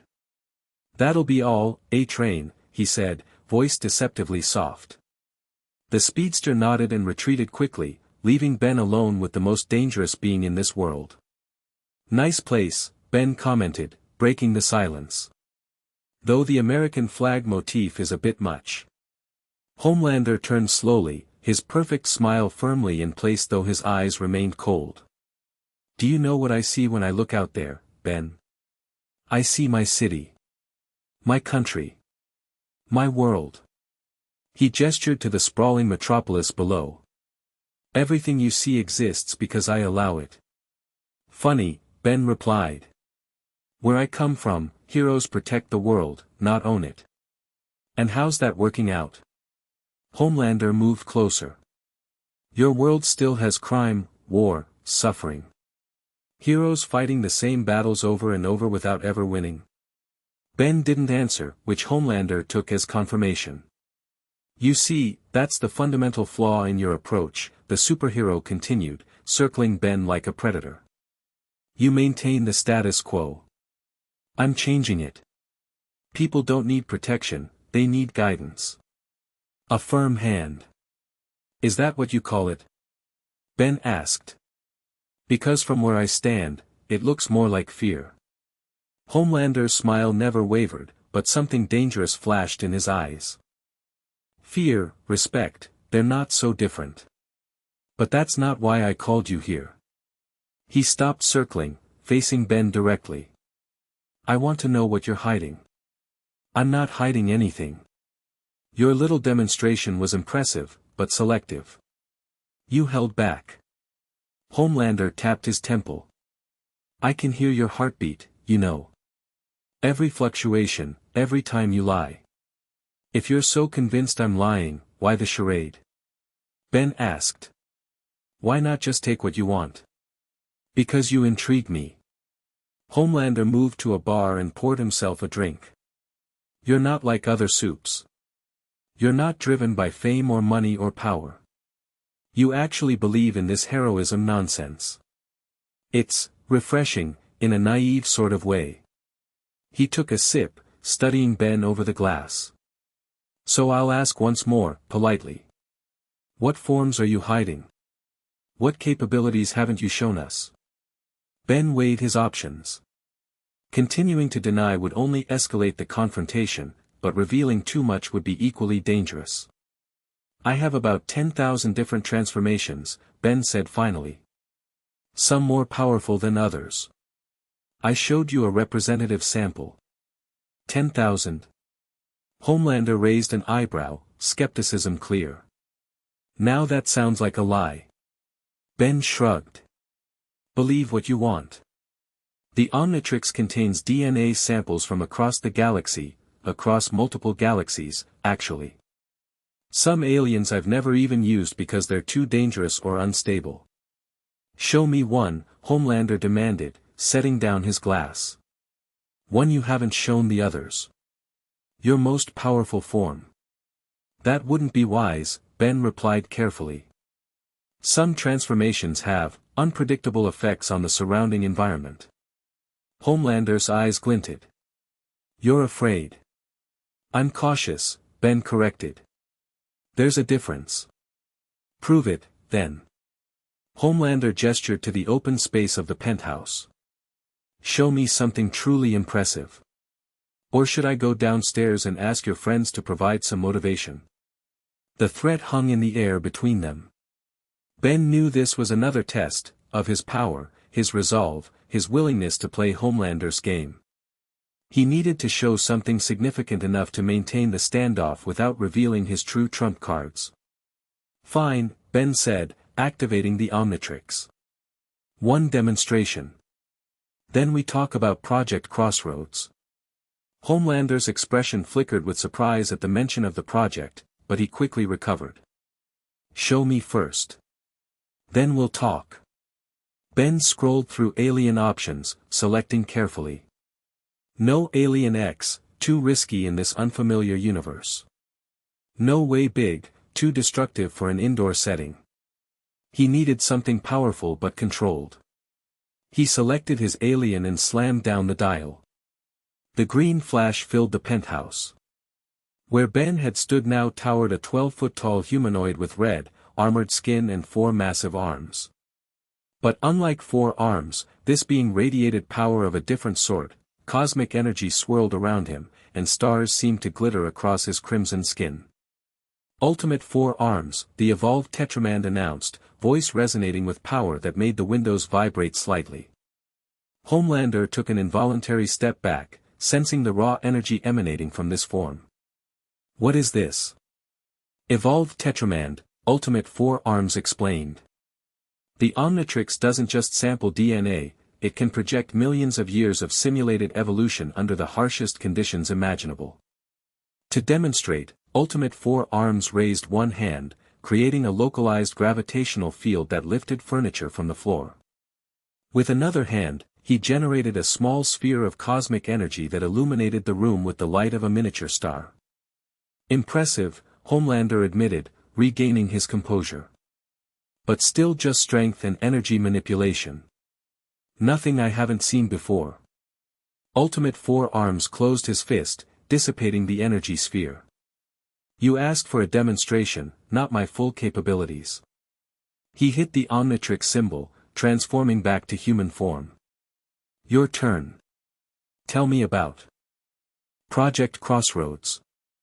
Homelander studied Ben for a long moment, calculation evident in his gaze. Finally, he nodded. Project Crossroads began as an accident, he explained, moving to the window again.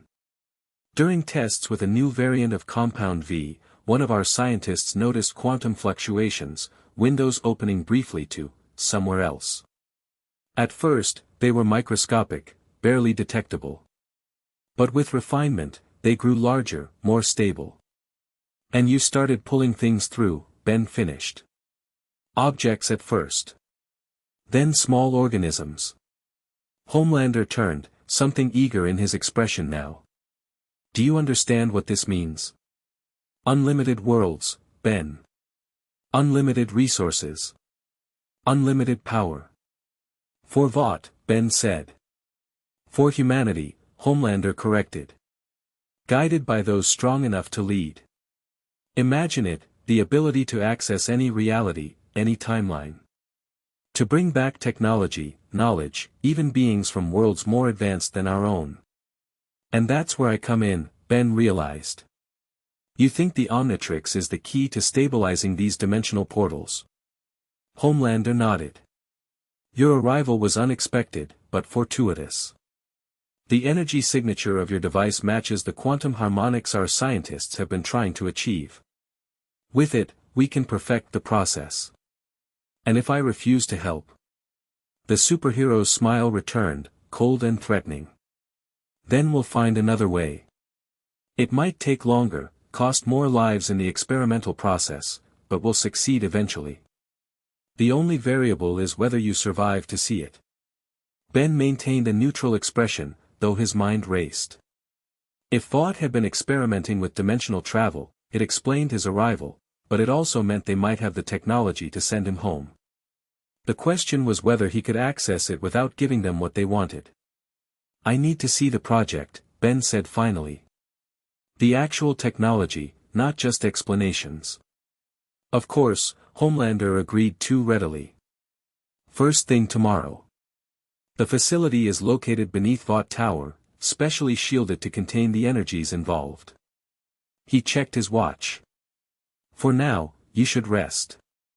It's been a long day." The dismissal was clear, but Ben had one more question. "What about the boys? Are they part of this tour too?" Homelander's expression hardened slightly. "Your associates have a complicated relationship with Vought. Let's keep this between us for now. They're helping me analyze the Omnitrix," Ben pointed out. "I need them." "You'll have our best scientists at your disposal," Homelander countered. "People who actually understand the technology involved, not terrorists with a grudge." The conversation was clearly over. Homelander called for security to escort Ben back to the laboratory level, his perfect smile never wavering as Ben left. In the elevator, Ben processed everything he'd learned. Vought wasn't just experimenting with dimensional travel, they were actively harvesting from other realities. And they wanted the Omnitrix to perfect the process. He couldn't wait for tomorrow's official tour. Tonight, he and the boys needed to see Project Crossroads for themselves. "Absolute bollocks," Butcher declared after Ben relayed his conversation with Homelander. "He's playing you. Showing you what they want you to see, hiding the worst of it." "Obviously," Ben agreed. "That's why we're moving tonight instead of waiting for the guided tour." Night had fallen over New York, and the laboratory level of Vought Tower had emptied of all but a skeleton security staff. The boys had spent the afternoon pretending to analyze the Omnitrix while actually mapping security systems and patrol patterns. "The access card gets us to sublevel 5, Frenchie explained, pulling up building schematics on a tablet. "But according to these power readings, the real facility is at least 3 levels deeper. So we get to 5 and improvise," Butcher concluded, checking a pistol before tucking it into his waistband.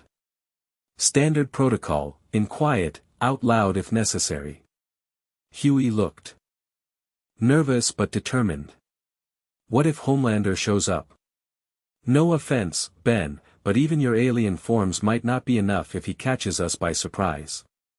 That's why we have this." Frenchie produced a small device. "It generates a high-frequency sonic field that should temporarily disorient anyone with enhanced hearing. Not enough to stop him, but enough to give us a few seconds head start. And I'll go Ghost Freak for the infiltration," Ben added. "Intangibility means no triggering physical security measures, and I can scout ahead." Kimiko signed something to Frenchie, who translated. "She says someone should stay behind to monitor security feeds and provide warnings." "I'll do it," Huey volunteered quickly, earning a knowing look from Butcher. "What?" "Someone has to, and I'm the best with computers after Frenchie." "Fine," Butcher agreed. "Your mission control. Rest of us move in 15 minutes when the security patrol cycles to the East Wing." As the others made final preparations, Ben stepped away to check the Omnitrix. Fully charged and ready, but he couldn't shake a sense of unease. Something about this felt too easy, as if they were being allowed to proceed. A soft knock at the laboratory door interrupted his thoughts.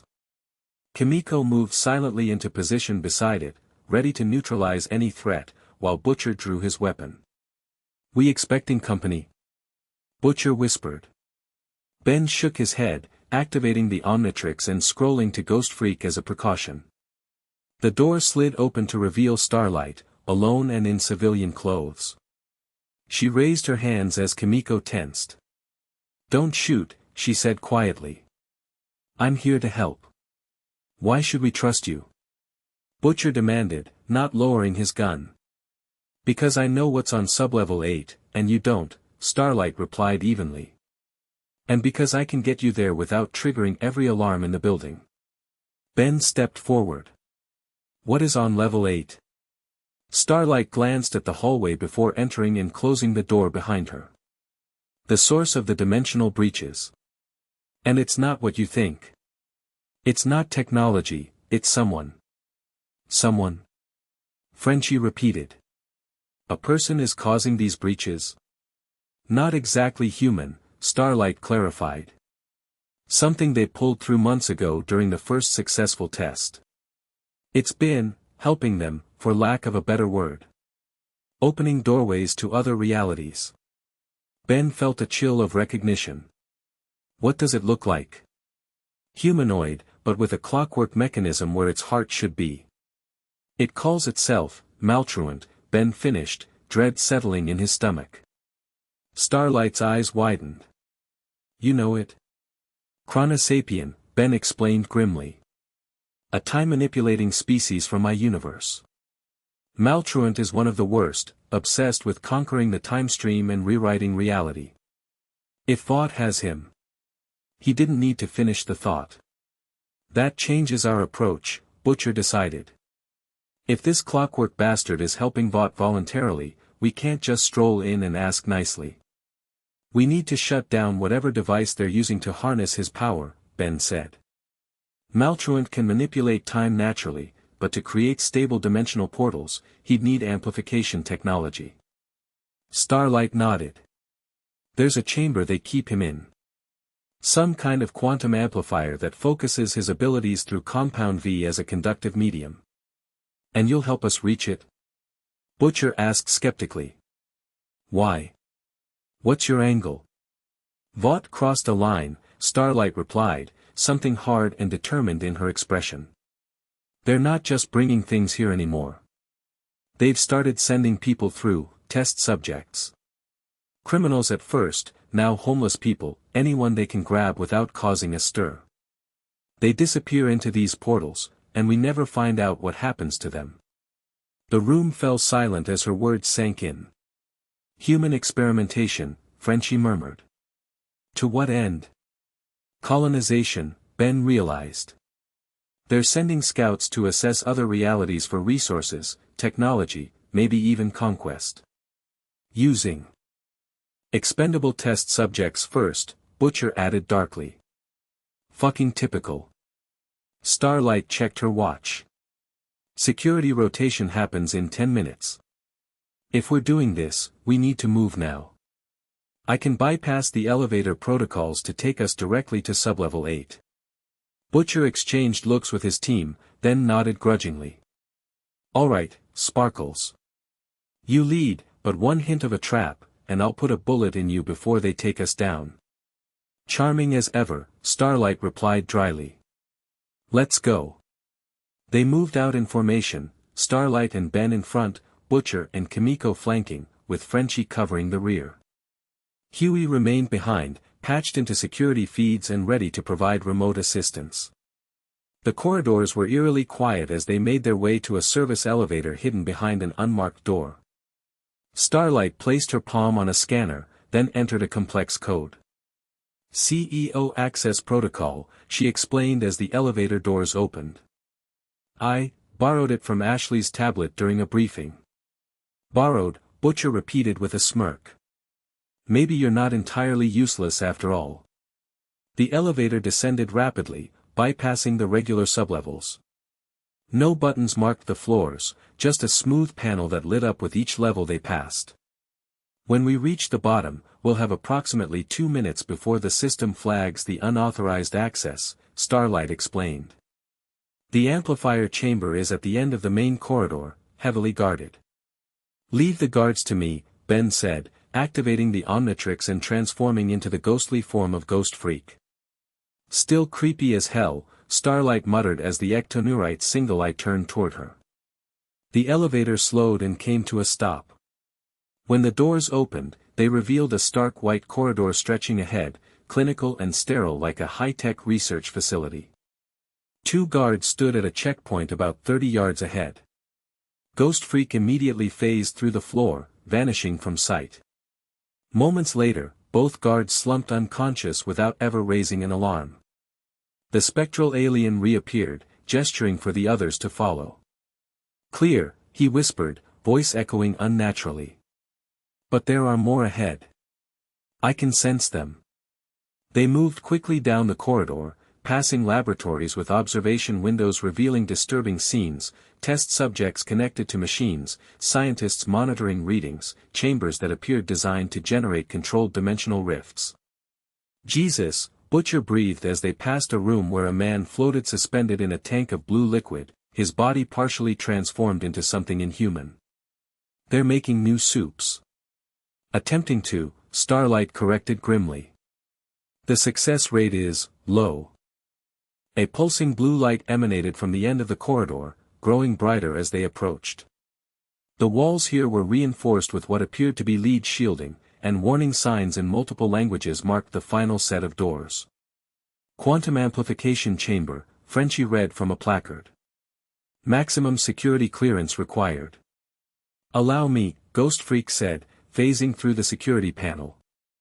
From inside, he manipulated the controls, causing the massive doors to slide open with a pneumatic hiss.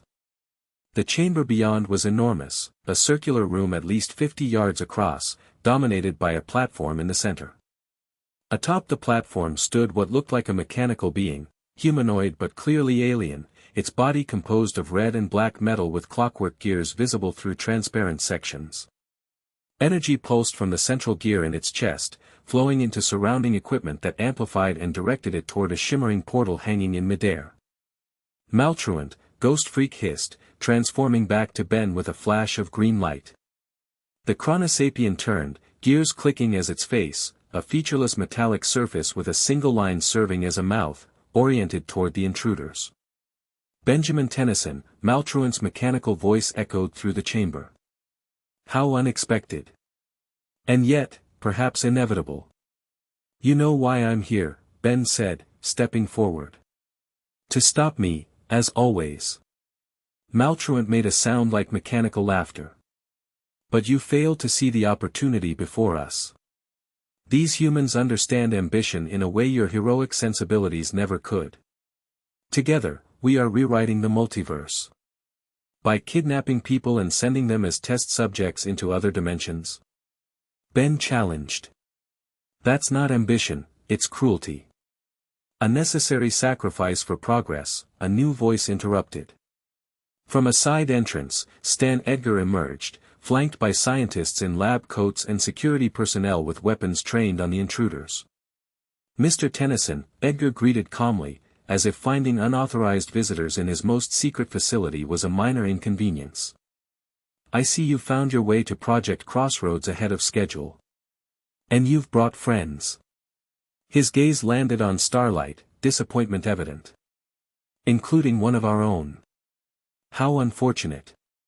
Butcher raised his gun, but Kimiko placed a restraining hand on his arm, nodding toward the numerous armed guards. This ends now, Edgar, Ben said firmly. Maltruant isn't helping you explore the multiverse, he's using you. Whatever he's promised, he'll betray you the moment he gets what he wants. Perhaps, Edgar acknowledged with a small shrug. But the knowledge we've gained is worth the risk.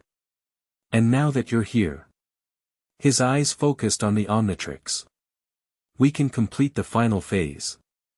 The Omnitrix was never your endgame, Ben realized. You want what's inside it, the DNA of thousands of alien species.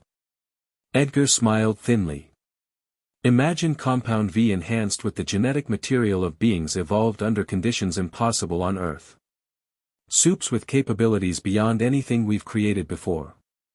An army unlike any in history. You're insane, Starlight breathed. That level of power can't be controlled. Everything can be controlled with proper management, Edgar replied. Even gods can be leashed, with the right incentives. He gestured, and the guards stepped forward. Now, Mr. Tennyson, you have a choice. Surrender the Omnitrix willingly, or we'll take it, along with the arm it's attached to. Ben's fingers hovered near the Omnitrix dial. You really think you can take it from me? Even with your guards, your security? Not me, Edgar said, glancing upward with a knowing expression. Him. A familiar whoosh of air announced Homelander's arrival as he descended through an opening in the ceiling, cape flowing dramatically behind him. "I knew you couldn't resist snooping," Homelander said, touching down beside Edgar. "So predictable, these hero types. Always have to see the secret lab, uncover the big conspiracy." He turned to Starlight with a cold smile. "And Annie. Such a disappointment. I had such hopes for you." "Go to hell, John," she replied, hands beginning to glow with gathered light. Now, Homelander chided. "Let's not make this messier than it needs to be." He focused on Ben. "Hand over the watch, and your friends walk out of here. Resist, and, well." His eyes flashed red briefly. "I've been very patient so far." Ben assessed their situation rapidly. Surrounded by armed guards, Homelander blocking their escape, and Maltruant controlling a dimensional portal that could potentially send them anywhere in the multiverse. Not great odds. But Ben Tennyson had faced worse. "You want the Omnitrix?" Ben activated the device, scrolling through alien options. "Let me show you what it can really do." He slammed down the dial, and green light flooded the chamber. Where Ben stood, a new alien materialized, crystalline, multifaceted, radiating an aura of incalculable power. "Chromastone," the Crystalcipian announced.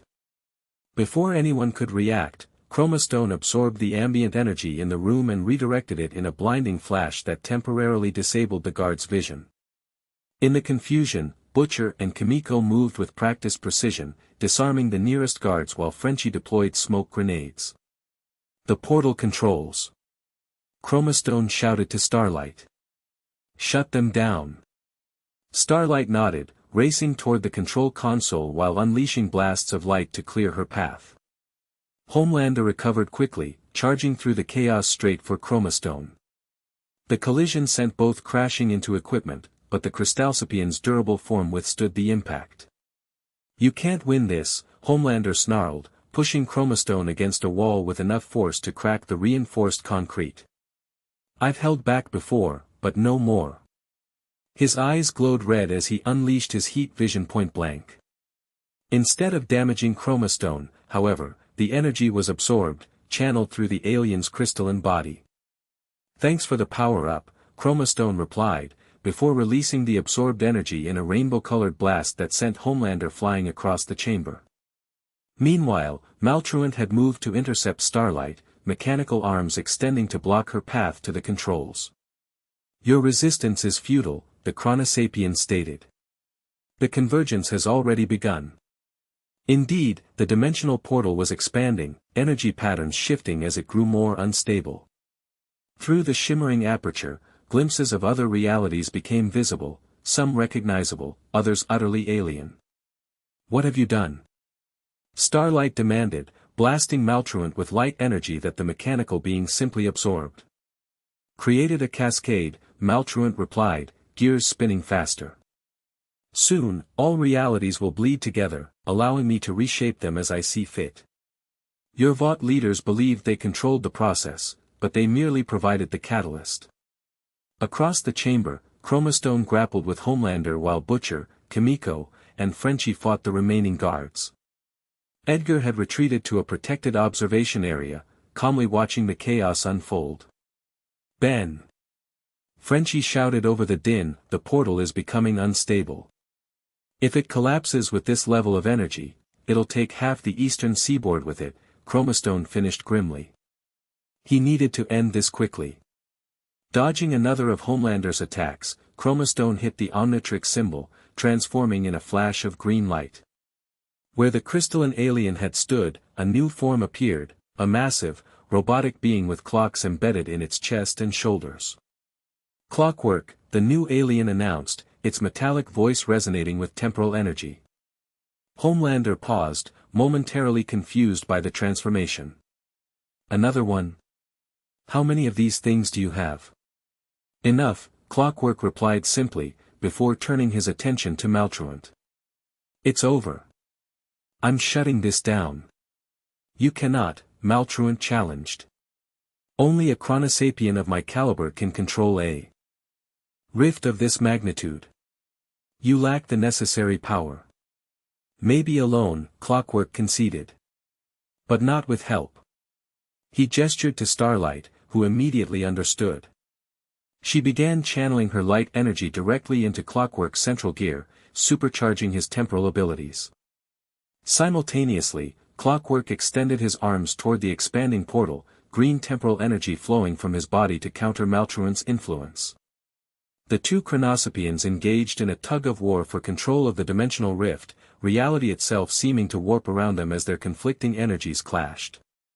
Homelander recovered from his surprise and charged again, only to be intercepted by Kimiko, who launched herself at the hero with reckless abandon. Though her attack barely slowed him, it gave Butcher time to deploy a new weapon Frenchie had prepared, a sonic emitter that hit Homelander with his specific resonant frequency, causing him momentary disorientation. "Whatever you're doing, do it faster," Butcher shouted to Clockwork as Homelander began to recover. The portal's energy fluctuated wildly, the aperture shrinking and expanding as Clockwork and Maltruant battled for dominance. Through the opening, Ben could see familiar worlds, glimpses of his own reality, where Grandpa Max and Gwen might be searching for him. "You need me, Tennyson," Maltruant called over the roar of temporal energy. "Only together can we stabilize the rift long enough for you to return home." "Don't listen to him," Starlight warned, still channeling energy into Clockwork. "He's trying to use you to expand the breach." Clockwork knew she was right, Maltruant couldn't be trusted. But the rogue Chronosapien had a point.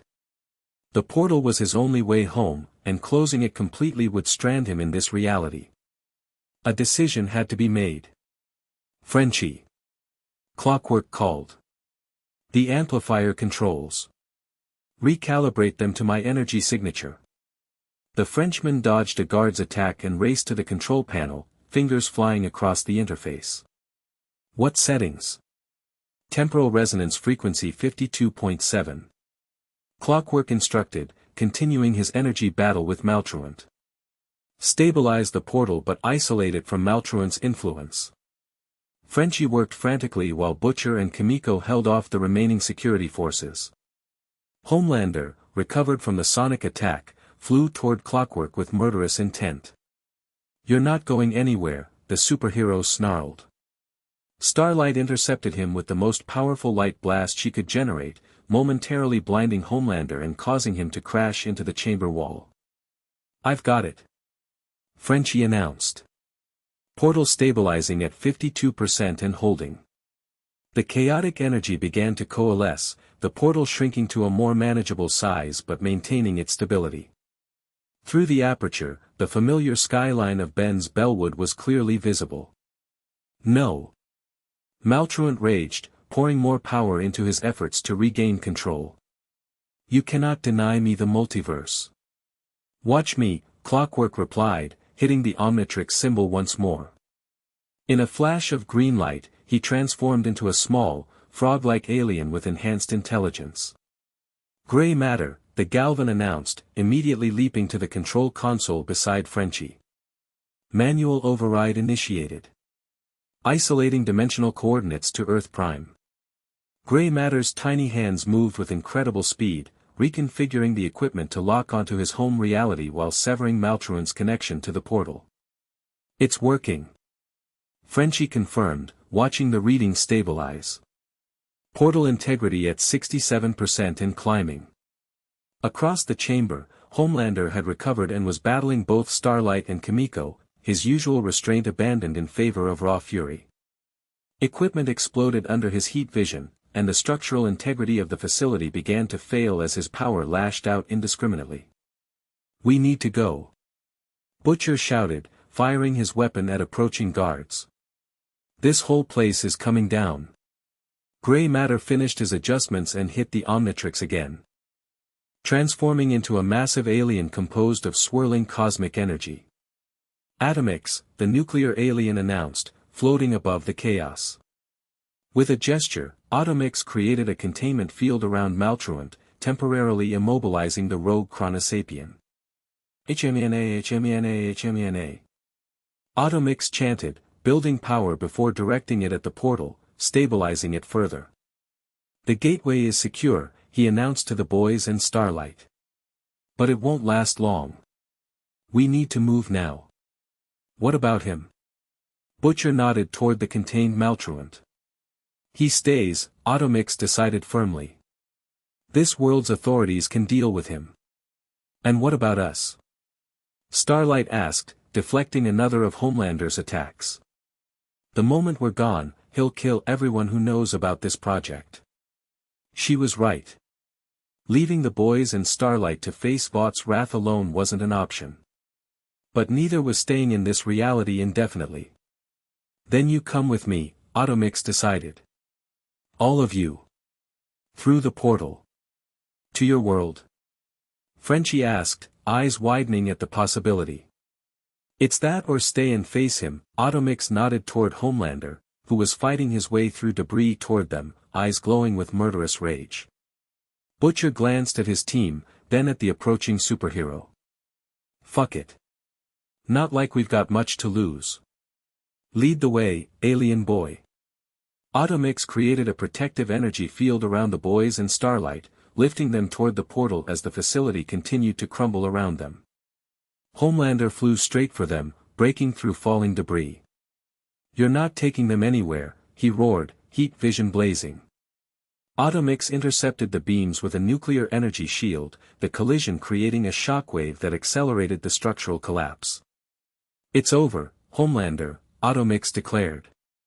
Find another world to tyrannize. With a final surge of power, Automix propelled them all toward the portal. The dimensional gateway rippled as they approached, reality itself seeming to bend around them. Hold on. Automix warned as they made contact with the shimmering barrier. The last thing they saw before the portal engulfed them was Homelander's face, contorted with rage and disbelief as his quarry escaped beyond his reach. Behind him, Maltruant broke free of his containment, mechanical laughter echoing as the facility collapsed around them. Then reality shifted, colors and sensations blurring as they passed between dimensions. The protective bubble Automix had created around them held firm, guiding them through the chaotic interdimensional space toward home. Seconds or eons later, time had no meaning in the space between worlds, they emerged into bright sunlight, tumbling onto soft grass. The portal snapped closed behind them with a thunderous boom that echoed across the landscape. As the dust settled, Ben transformed back to human form, the familiar green flash fading to reveal his exhausted but triumphant expression. Welcome to my world, he said, gesturing to the Bellwood skyline visible in the distance. The boys and Starlight stared in wonder at their surroundings, a world similar to their own, yet fundamentally different. A world where heroes actually protected people, where power didn't automatically corrupt, where someone like Ben Tennyson could exist. A world without Vought. Without Homelander. Bloody hell, Butcher breathed, taking in the alien landscape that was paradoxically more human than the reality they'd left behind. Now what? Before Ben could answer, a familiar RV crested a nearby hill, rumbling toward them at high speed. A smile spread across Ben's face as he recognized the rust bucket. Now, he said, you meet my family. But back in the world they'd left, amid the smoking ruins of Project Crossroads, something stirred in the debris. Homelander emerged, bloodied but alive, his perfect costume torn and scorched, his carefully maintained image shattered. In one hand, he clutched a fragment of equipment, a piece of the dimensional portal technology that had survived the collapse. In the other, a small sample of material he'd torn from Automix during their final confrontation, a cellular sample containing alien DNA. Behind him, Maltruant's mechanical laughter echoed through the ruins. They believe they've escaped, the Chronosapien observed, damaged but functional. How narrow their vision. Homelander studied the equipment in his hand, a dangerous new purpose forming in his mind. They thought this was the end, he said softly. But really, it's just the beginning. His eyes glowed red as he gazed at the empty space where the portal had been, determination hardening into obsession. I'm coming for you, Ben Tennyson. This isn't over. Not by a long shot. Chapter 3, Alien vs. Predator. Bellwood looked exactly as Ben remembered it. Same skyline, same streets, same Mr. Smoothie on the corner where he'd spent countless afternoons with Gwen and Kevin. After nearly a week trapped in the darkness of the boys' universe, being home felt like stepping into color after living in grayscale. "This is where you live?" Huey asked, gawking at a group of alien tourists openly walking among humans on the sidewalk. With actual aliens just hanging out. "Welcome to Bellwood," Ben grinned. "Interspecies capital of Earth." The Rust Bucket was parked outside Plumber headquarters, a seemingly ordinary hardware store that housed the entrance to the massive underground base. Grandpa Max stood waiting, his weathered face breaking into a relieved smile as Ben approached. "About time you showed up," he said, pulling Ben into a bear hug. "Gwen's been tearing apart the fabric of reality looking for you." "Missed you too, Grandpa," Ben replied, returning the embrace before stepping back to gesture at his companions. "These are friends from the reality I got stuck in. They helped me get back." Max's eyes narrowed slightly as he assessed the newcomers, a natural reaction from someone who'd spent decades protecting Earth from extraterrestrial threats. The boys and Starlight stood awkwardly under his scrutiny, clearly feeling out of place in this world where aliens shopped at convenience stores and superpowers weren't corporate assets. "Any friend of Ben's," Max said finally, extending a hand to Butcher. "Max Tennyson, Plumber Magister." "Plumber?" Butcher repeated, shaking the offered hand with visible confusion. "You fix toilets for aliens or something?" "Intergalactic Peacekeeping Force," Max corrected with a patient smile. "Think Space Police." "Fucking hell," Butcher muttered. "Your world has space cops." Max's eyebrow raised at the language but he didn't comment. "Let's get everyone inside. Sounds like you've got quite a story to tell." The entrance to Plumber headquarters scanned and cleared them. Automatically, the elevator descending into the massive underground complex that never failed to impress first-time visitors. Even Butcher, who prided himself on maintaining a perpetual scowl, couldn't help but stare at the array of technology and alien life forms moving purposefully through the facility. "Holy shit," Huey whispered, watching a Pyronite officer exchange information with a human colleague. "This is real. All of it's real. And I thought I'd seen everything," Frenchie added, his eyes bright with scientific curiosity. A purple flash of light announced Gwen's arrival as she teleported directly into the main hall, her hands still glowing with mana. The moment she spotted Ben, relief washed over her face, quickly replaced by irritation. 6 days, she exclaimed, storming toward her cousin. "Do you have any idea how worried we were? Kevin's been searching the null void thinking you got trapped there." "Missed you too, cuz," Ben replied with a lopsided smile. Gwen punched his arm before hugging him fiercely. "Idiot. Don't ever disappear like that again." When she pulled back, she finally noticed the strangers. "Who are they?" "Dimensional refugees," Ben explained. "Long story. Where's Kevin?" "Right here, Tennyson," a familiar voice called. Kevin Levin strode in from an adjoining corridor, wiping engine grease from his hands. "About time you showed up. Your car's been sitting in my garage collecting dust." The reunion continued as Ben introduced everyone, explaining the basics of how he'd ended up in the boys' universe and how they'd helped him return. The full details, Vought's experiments, Maltruant's involvement, Homelander's obsession with the Omnitrix, would come later, in a proper debriefing. "So," Max said once the introductions were complete, "you folks are from a world where superhumans are corporate assets with god complexes, and you fought against them as underground vigilantes?" "That's the short version," Butcher confirmed, his stance relaxing slightly as he realized they weren't being treated as threats. "Our world's a bit more fucked up than yours, apparently. And now we can't go back," Starlight added quietly. "Not after what happened at Project Crossroads."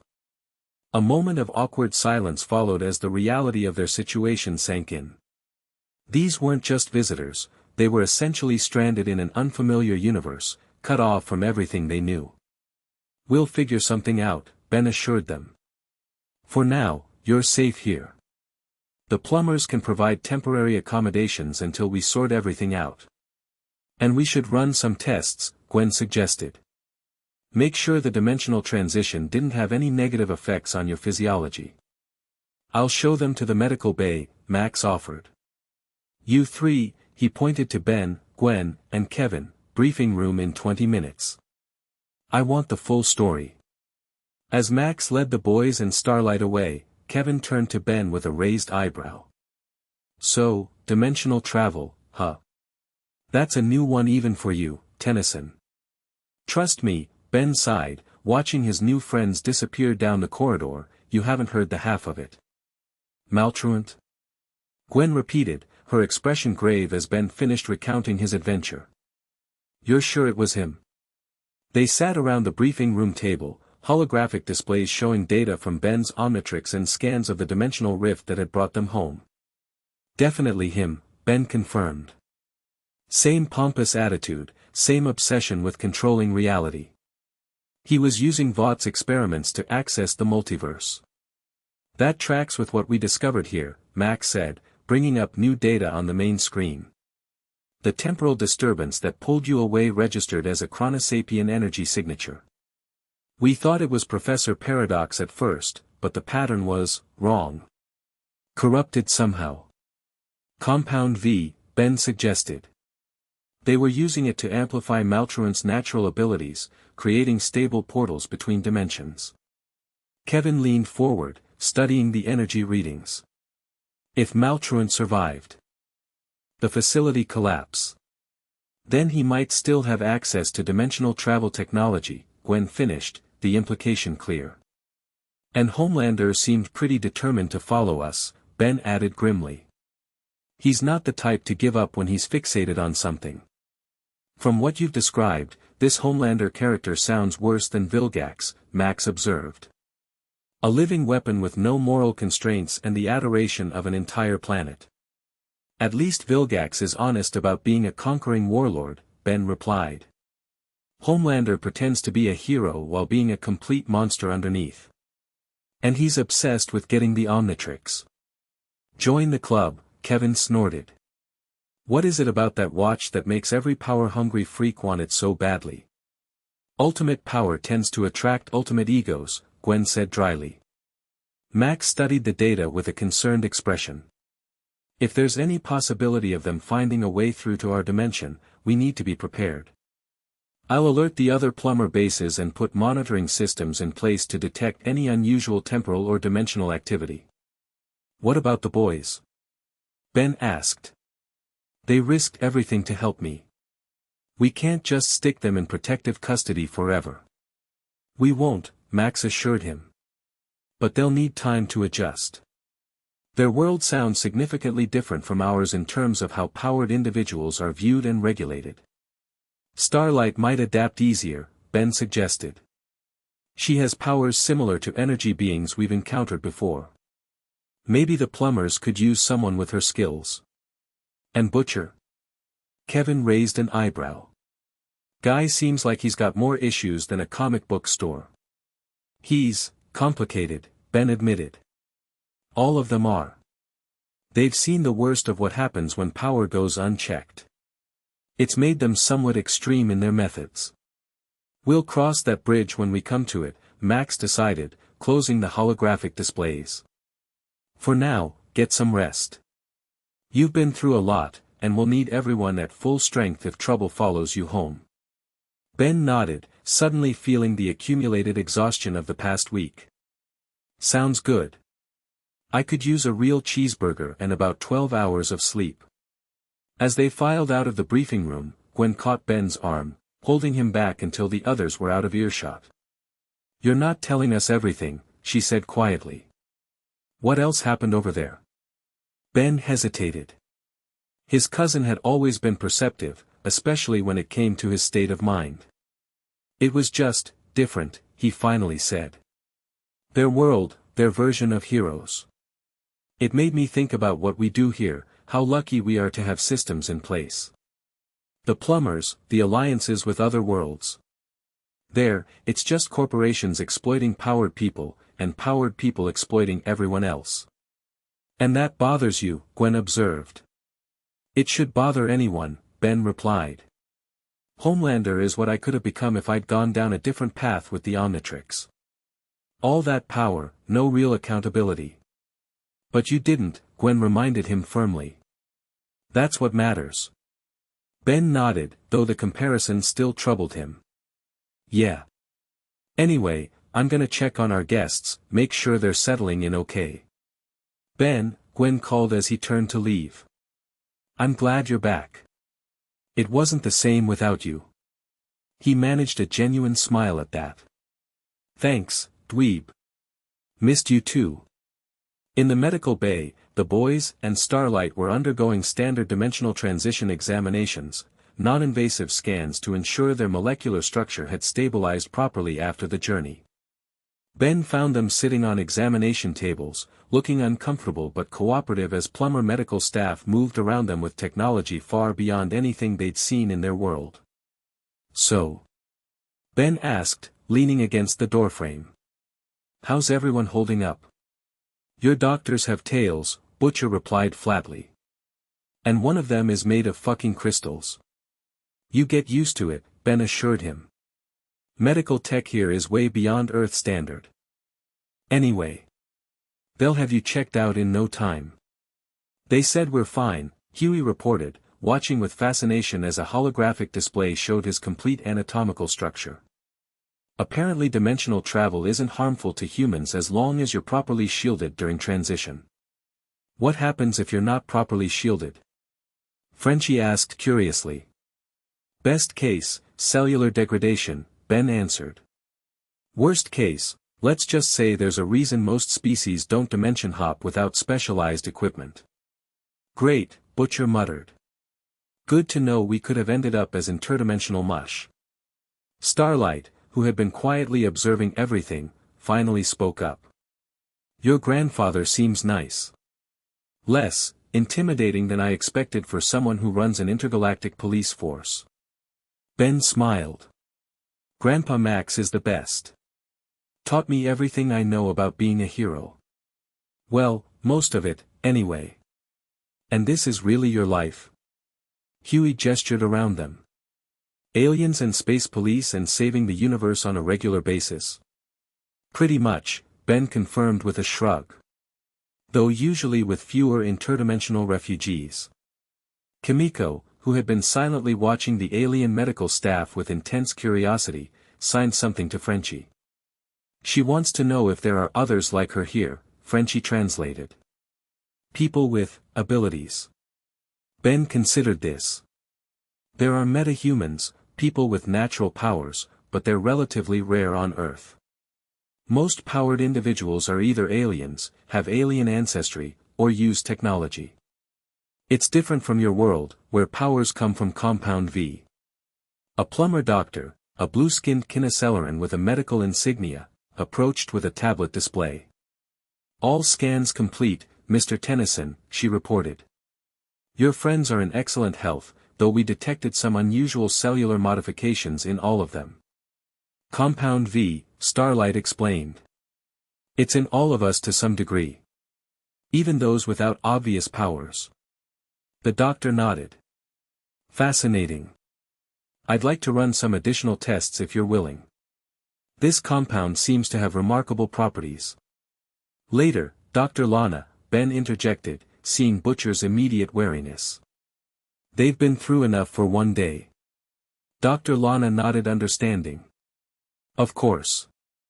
I've assigned them temporary quarters in the residential wing. They're cleared to move about the facility with level 2 access. After the doctor departed, Butcher fixed Ben with a calculating look. So what happens now, hero boy? We just move in and join your little space cop family? That's up to you, Ben replied honestly. The plumbers can help you build new identities here if you want to integrate into society. Or if you're interested in continuing the kind of work you did before, there might be a place for you in the organization. Fighting alien bad guys instead of corporate superheroes? Huey asked, a hint of wonder in his voice. Something like that, Ben confirmed. Though we try to follow slightly more legal methods. Where's the fun in that? Butcher quipped, though some of his perpetual tension had eased. Starlight stood up, smoothing down her borrowed plumber uniform. I'd like to learn more about how powers are regulated here. How you balance freedom with responsibility. I can introduce you to some people who could help with that, Ben offered. There's actually a whole legal framework for powered individuals on Earth now. And what about getting us home eventually? Frenchie asked quietly. Not that your world isn't fascinating, but... Ben's expression sobered. We'll look into it. The plumbers have encountered dimensional travel before, and Professor Paradox, a time walker who helps us occasionally, might know of safe pathways back to your reality. But I won't lie to you, it could be complicated, especially if Homelander and Vought are specifically looking for dimensional travelers. Might be better to stay lost, Butcher remarked darkly. Last thing your perfect little world needs is Homelander finding a way through. The words hung in the air, a reminder of the threat that potentially loomed over both realities. Ben wanted to reassure them that Homelander couldn't possibly find a way to cross dimensions, but after everything they'd been through, hollow reassurances seemed worse than honest uncertainty. Let's get you all settled into your quarters, he suggested instead. Food, rest, then we can figure out next steps tomorrow. As they filed out of the medical bay, Starlight fell into step beside Ben. Thank you, she said quietly. For bringing us with you. I know it complicated things. I wasn't about to leave you behind to face Homelander's wrath, Ben replied. Besides, seems like you could all use a break from fighting corrupt superheroes. Starlight smiled, a genuine expression that reminded Ben that beneath the superhero persona was a young woman not so different from himself. It's weird, seeing a world where powers don't automatically make someone a narcissistic monster or a corporate asset. Trust me, we have our share of power-mad aliens and corrupt officials, Ben assured her. We just have better systems in place to deal with them. And better heroes, she added, glancing at the Omnitrix. Ben felt a flush of embarrassment at the compliment. I just got lucky with this thing. Right place, right time. From what I've seen, it's not the watch that makes you a hero, Ben, Starlight replied. Plenty of people would use that kind of power very differently. Her words echoed his earlier thoughts about Homelander, about the fine line between hero and villain when unlimited power was involved. Before he could respond, an alarm blared throughout the facility, red lights flashing in the corridors. What's happening? Huey asked, tensing immediately. Ben was already moving toward the central command center, the others following close behind. That's the dimensional incursion alert, he explained, dread settling in his stomach. Something's coming through. The main operations center of Plumber headquarters was a hive of activity as technicians monitored dimensional sensors and prepared defensive protocols. Max stood at the central console, issuing orders as Gwen and Kevin coordinated response teams. What do we have? Ben asked, rushing to join them. Max's expression was grim. Dimensional rift forming 10 miles south of Bellwood. Pattern matches the one that brought you and your friends back. Maltruant? Ben asked. Unknown, Gwen replied, manipulating a holographic display. But the energy signature has the same chronosapien markers amplified by an unknown catalyst. Compound V, Butcher supplied, stepping forward. Has to be. They figured out how to recreate the portal. That was fast, Huey commented nervously. It's only been a few hours since we left. Time might flow differently between dimensions, Frenchie suggested. What's been hours for us could have been days or weeks for them. Ben studied the readings, a cold certainty settling over him. It's Homelander. He's coming through. You can't know that for certain, Max cautioned. I know him, Ben replied grimly. He wouldn't let us escape, especially not with Starlight. His ego wouldn't allow it. On the main screen, the dimensional rift pulsed with unstable energy, growing larger by the second. Unlike the controlled portal that had brought them home, this one fluctuated wildly, sending out shockwaves that registered on plumber sensors. "Whatever's coming, it's going to break through in less than 5 minutes," Kevin reported. "And it's going to make one hell of an entrance." Max turned to address the room. "Evacuate all civilians from the projected emergence zone. Deploy containment teams with Class 7 restraint equipment. This is potentially a Code Red incursion. Restraint equipment won't work on Homelander," Starlight warned. "Nothing in our world could contain him physically." "This isn't your world," Kevin replied with a confident smirk. "We deal with superpowered threats on a weekly basis."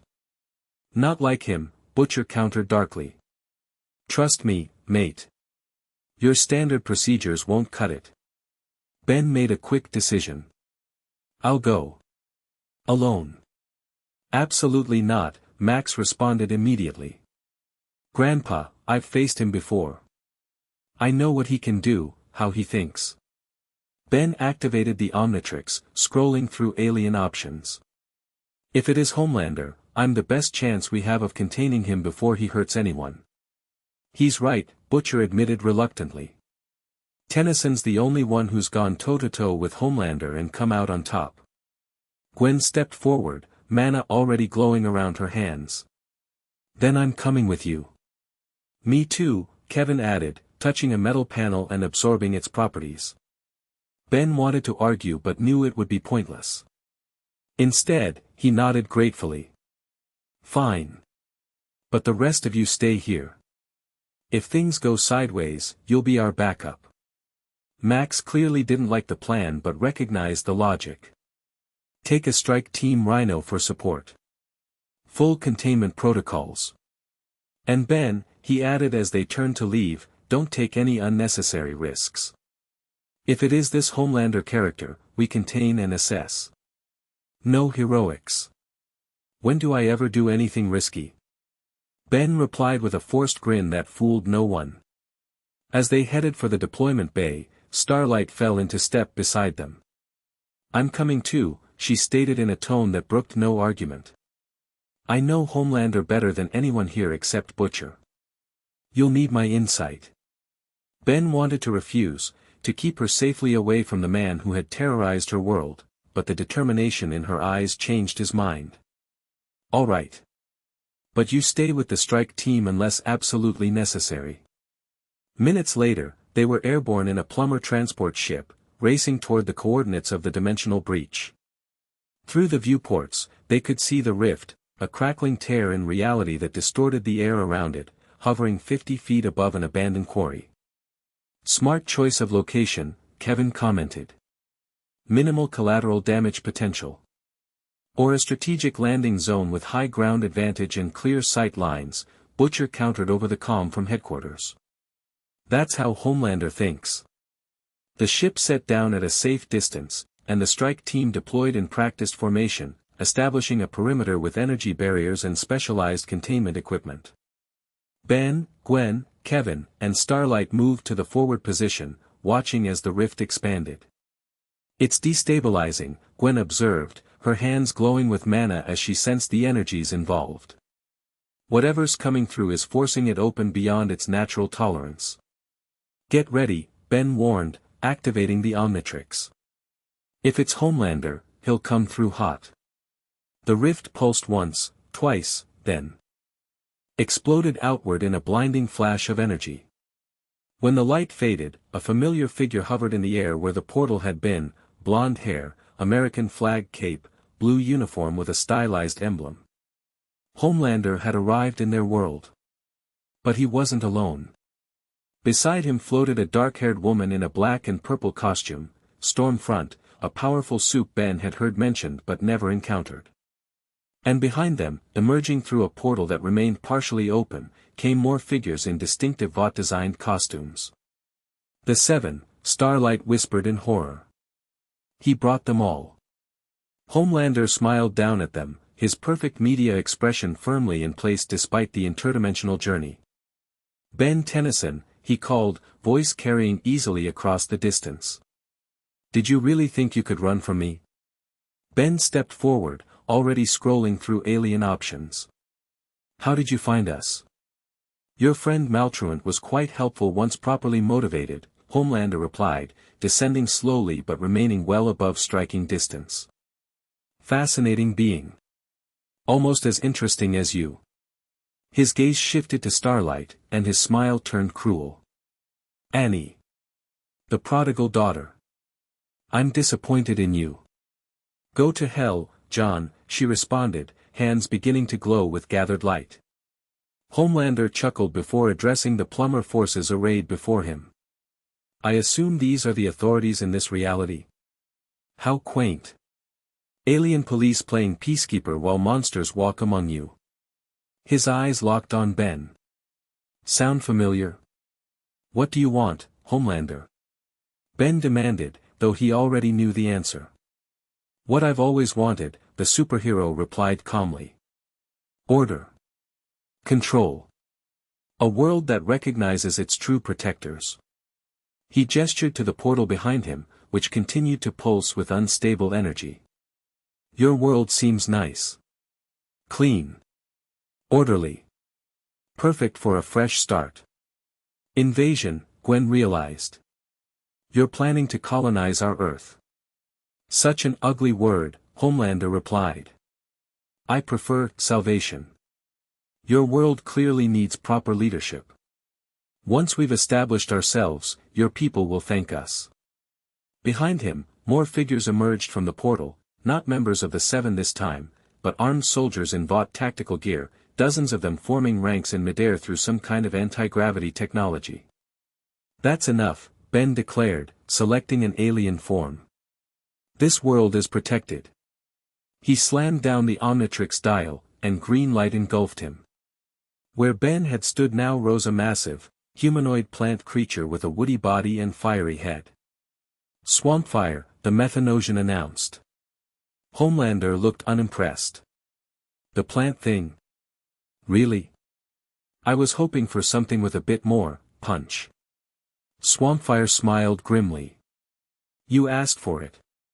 He hit the Omnitrix symbol on his chest, transforming again. The green flash faded to reveal a massive, dinosaur-like alien with brown rocky skin and a glowing yellow core visible in its chest.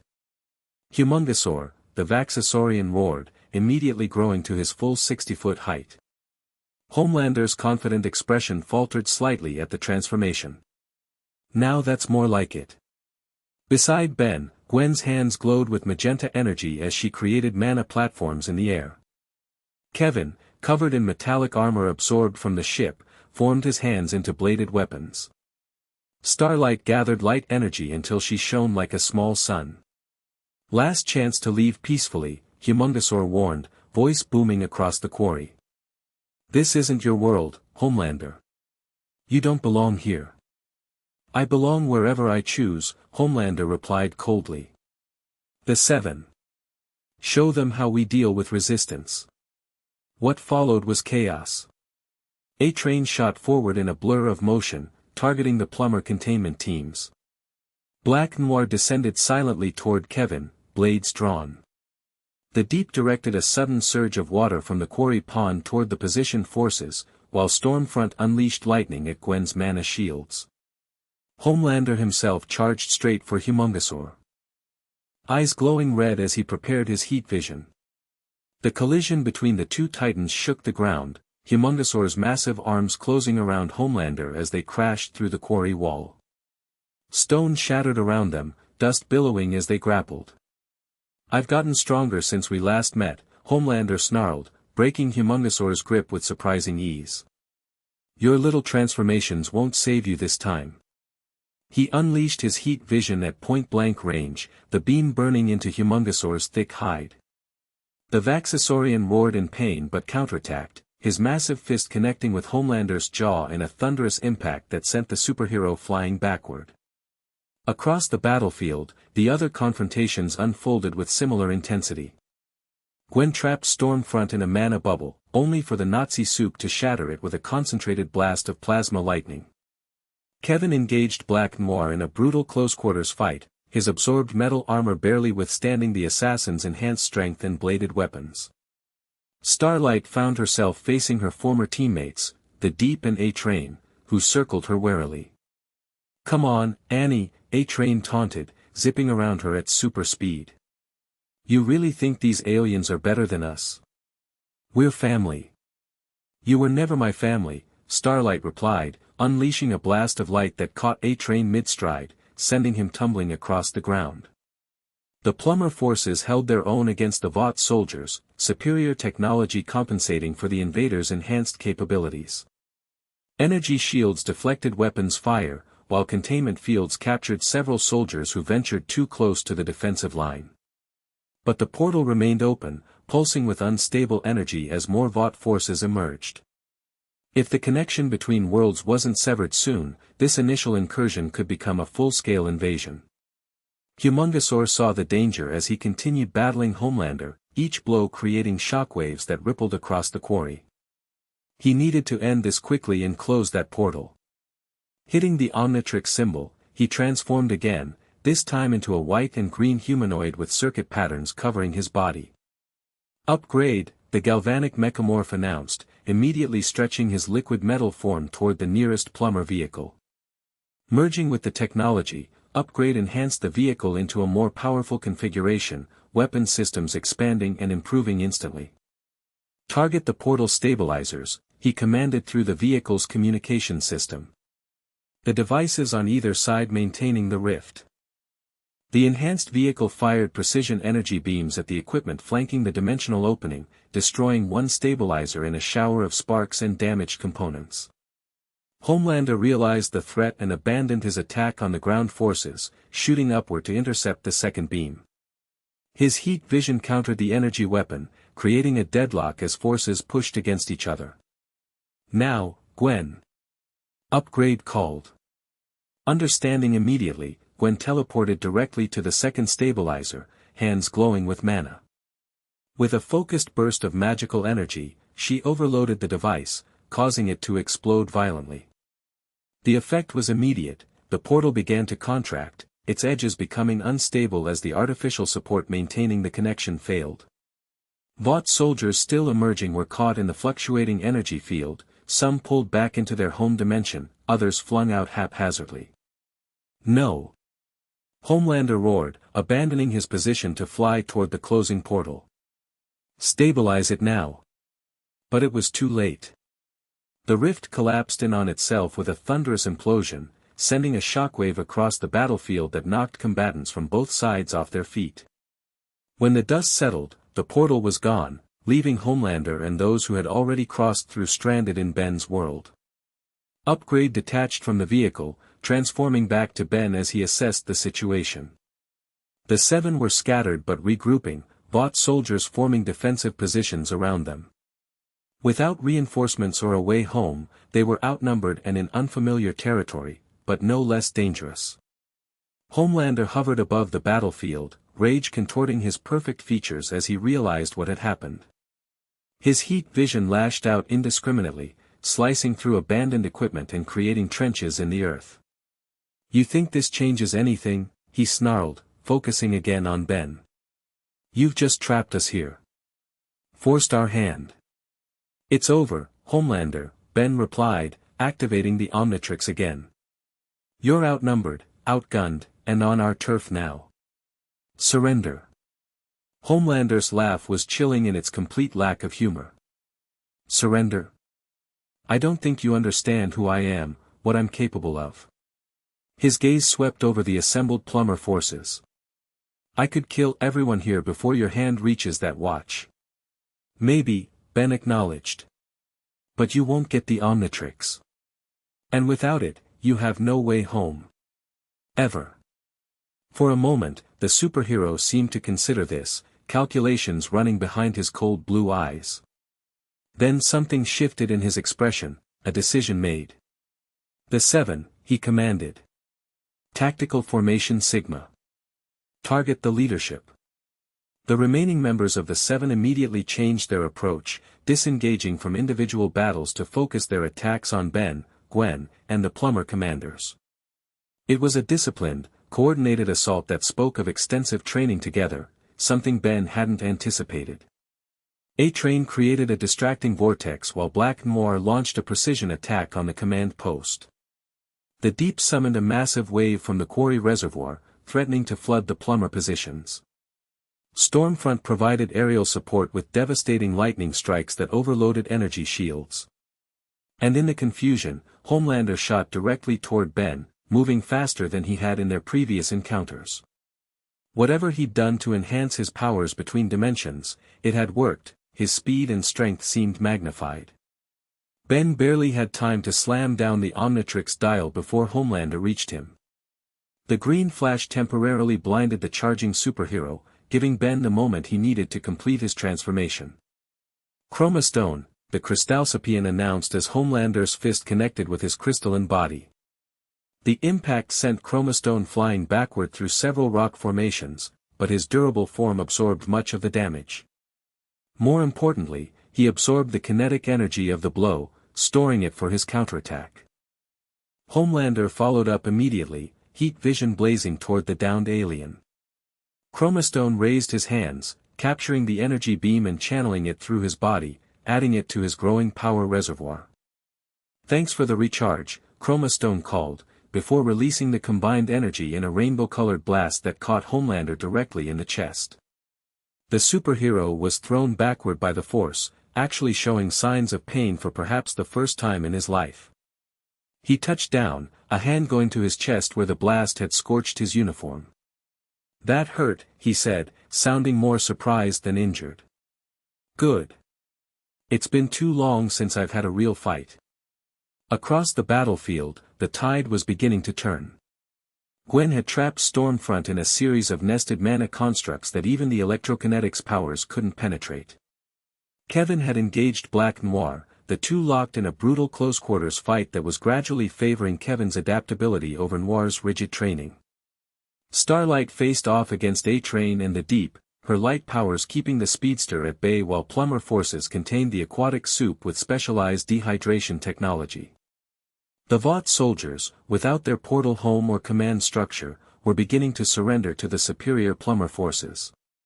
Some fought on desperately, but many recognized the futility of their position. Homelander saw it too, the gradual collapse of his invasion force. But rather than discouraging him, it seemed to focus his rage more precisely. "Enough games," he declared, rising into the air again. "I came for the Omnitrix, and I'll take it, along with your arm if necessary." He shot forward with renewed determination, moving faster than human eyes could track. But Chroma Stone was ready, hitting the Omnitrix symbol to transform again in a flash of green light. Where the crystalline alien had stood, a blur of blue and black streaked away at incredible speed. XLR-8, the Kineceleran announced, easily matching Homelander's velocity. The two speedsters engaged in a high-velocity battle across the quarry, impacts creating sonic booms as they collided and separated, each trying to gain the upper hand. XLR-8 had the advantage of maneuverability, his ball-like feet allowing instant direction changes that Homelander's flight couldn't match. But Homelander had raw power on his side. When he did connect, his blows sent XLR-8 spinning through the air, only the alien's natural durability preventing serious injury. "Stand still and fight me properly," Homelander demanded after another missed attack. "If you insist," XLR-8 replied, skidding to a halt atop a quarry ledge. He hit the Omnitrix symbol again, transforming into a massive, four-armed alien with red skin and immense musculature. "For arms," the Tetraman roared, leaping toward Homelander with all four fists cocked back for devastating blows. The collision created a shockwave that rippled outward, cracking stone and causing loose equipment to slide into the quarry pit. For arms and Homelander grappled in midair, raw strength against raw strength, neither yielding as they crashed back to Earth. The impact carved a crater in the quarry floor, dust billowing around them as they continued their brutal exchange. For arms landed multiple powerful blows that actually rocked Homelander backward, while the superhero countered with heat vision that scored painful burns across the Tetraman's tough hide. "You can't win this," Homelander snarled between blows. "I'm stronger, faster, more durable than any of your transformations." "Maybe," For arms acknowledged, catching one of Homelander's punches in a massive hand. "But I've got something you don't." "And what's that?" Homelander asked mockingly. Friends, Four Arms replied simply. Before Homelander could react, a blast of mana from Gwen struck him from behind, momentarily disrupting his concentration. Kevin followed immediately, launching from a nearby ledge to deliver a devastating blow with a hammer-shaped arm. Starlight joined the attack, her light energy precisely targeted at Homelander's eyes, temporarily blinding him. The coordinated assault drove the superhero to one knee for the first time in his adult life, actual pain registering on his face. But Homelander was far from defeated. With a roar of fury, he unleashed his heat vision in a 360-degree arc, forcing everyone to take cover. The raw power of the attack melted stone and set equipment ablaze, creating a momentary reprieve as his attackers regrouped. Is that all you've got? Homelander taunted, rising again, blood trickling from a split lip, perhaps the first injury he'd sustained since childhood. You think teamwork makes you stronger than me? I am beyond teamwork. I am a god. Four Arms exchanged glances with Gwen and Kevin, a silent communication born of years fighting together. They needed to end this now, before Homelander's rage caused even more destruction. Hitting the Omnitrix symbol, Four Arms transformed again. The green flash faded to reveal a small, gray-skinned alien with bulbous green eyes and an oversized head. Gray matter, the Galvan announced. Homelander actually laughed at the sight. This is your grand strategy? Turning into something I could crush under my boot? Size isn't everything, Gray Matter replied calmly, his enhanced intelligence already analyzing the situation, identifying patterns in Homelander's attacks, calculating probabilities and outcomes with near-instantaneous speed. Gwen, converging mana field, pattern Theta 6, he called out. Kevin, reflective surface, maximum coverage. Starlight, prepare for synchronized photonic burst on my mark. His allies moved immediately, trusting his plan without question. Gwen created a complex geometric pattern of mana in the air around Homelander, while Kevin absorbed the properties of a reflective alloy from a nearby plumber vehicle, transforming his body into a mirrored surface. Starlight gathered light energy, her entire body beginning to glow with accumulated power. Homelander watched these preparations with amused confidence. Whatever you're planning won't work, he assured them. But I'll humor you before I tear that watch from your tiny body. Gray matter hit the Omnitrix symbol one final time, transforming into a being composed of green energy contained within a black and white suit, a circular pattern on his chest glowing with power. Atomix, the nuclear alien announced, hovering above the ground as energy pulsed around him. Homelander's smirk faltered slightly, recognizing the form that had hurt him previously. The glowing one again. Didn't work last time, won't work now. Last time was just a test run, Atomix replied, his deep voice resonating with contained power. HMENA HMENA HMENA. As he chanted, nuclear energy gathered between his hands, forming a sphere of blinding intensity. At the same time, Gwen's mana constructs began to rotate, creating a containment field that would focus and amplify the coming attack. Kevin positioned himself strategically, his reflective form ready to redirect energy at precisely the right moment. Homelander recognized the danger too late. He launched himself toward Atomix, heat vision blazing, now. Atomix commanded. Multiple actions happened simultaneously. Gwen completed her mana construct, creating a perfect focusing chamber around Homelander. Kevin positioned his reflective form to create a feedback loop within the construct. Starlight released her accumulated light energy in a precisely timed burst. Atomix unleashed his nuclear fusion attack, Nuclear Winter, directly into the containment field. The combined energies, nuclear, magical, and photonic, converged on Homelander from all sides, creating a perfect storm of power that even his invulnerable body couldn't completely withstand. The mana construct contained the blast, preventing collateral damage while ensuring maximum effect on the target. When the light faded and the energy dissipated, Homelander remained standing, but changed. His costume was in tatters, burns covered. Portions of his body, and blood trickled from his nose and ears. For the first time in his life, he looked vulnerable. Human. Impossible, he whispered, staring at his own trembling hands. I can't be hurt. It's over, Automix declared, descending to stand before him. Your forces are captured, your portal is closed, and you're in no condition to continue fighting.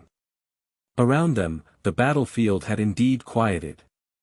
The remaining members of the Seven had been subdued by plumber forces with specialized containment technology. The Vought soldiers had surrendered, recognizing the futility of their position. Homelander looked around wildly, disbelief and rage warring in his expression as he saw his invasion force defeated. No, he snarled. I refuse to accept this. I am Homelander. With a final, desperate surge of power, he launched himself skyward, perhaps intending to escape or to attack from above. But his flight was unsteady, his powers clearly compromised by the combined attack he'd endured. Automix watched him rise, calculating trajectories and outcomes in an instant. Gwen, he called, containment field, now. Gwen nodded, hands glowing as she projected a massive mana bubble around the fleeing superhero.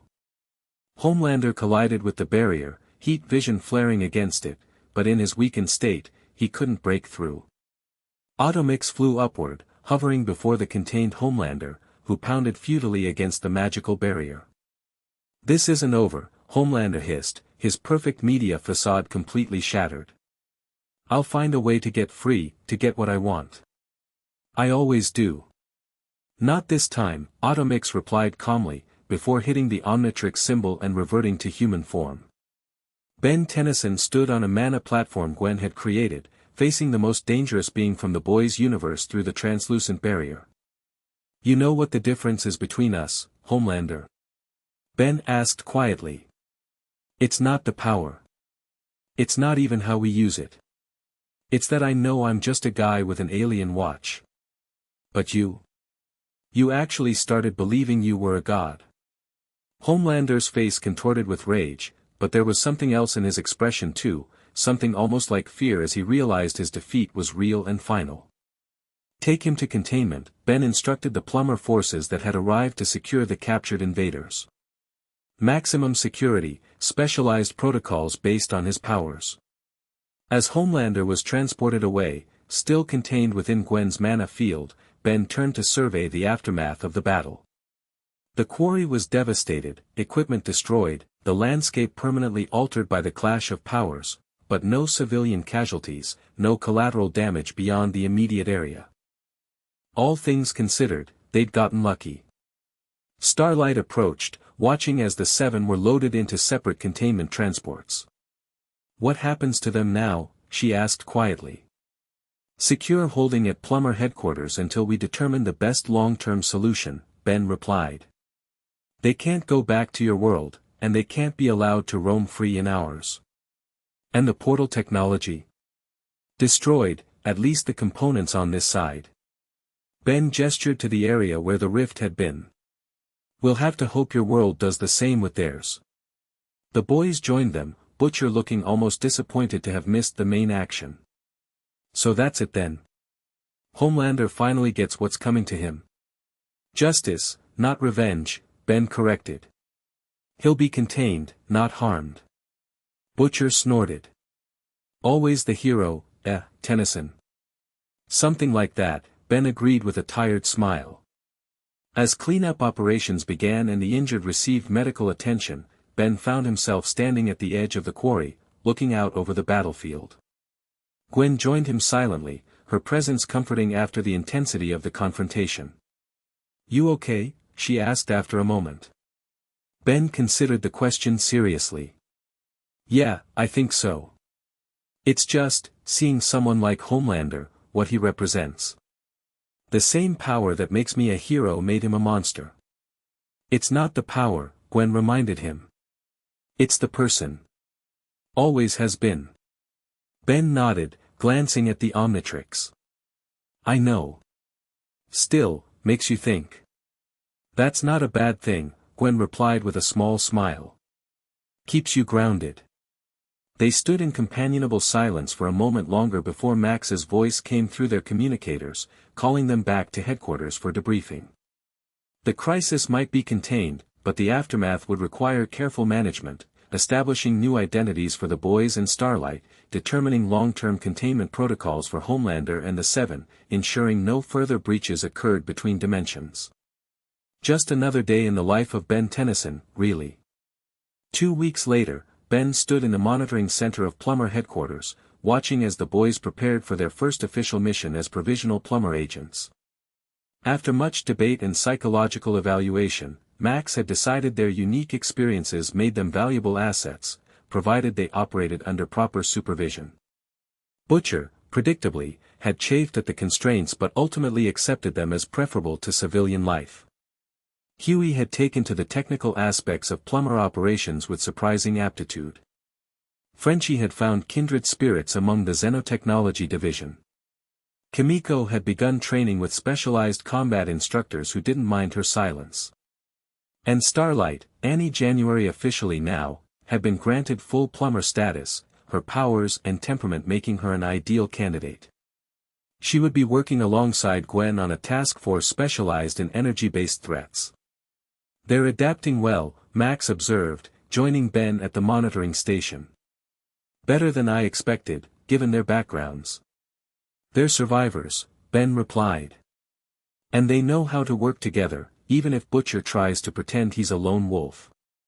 Speaking of difficult personalities, Max said carefully, the containment team reports Homelander has finally stopped testing his cell barriers. Seems he's beginning to accept his situation. Ben doubted that. More likely, Homelander was conserving energy, waiting for an opportunity that would never come. The specialized containment system, designed by Azimuth himself after Ben explained the threat, would hold the superhero indefinitely. And the other 7 members? Ben asked. Mixed results, Max reported. A-Train and the Deep have shown signs of cooperation, possibly even rehabilitation potential. Black Noir remains completely unresponsive. Stormfront continues making fascist speeches to her empty cell. And the dimensional monitors? All quiet.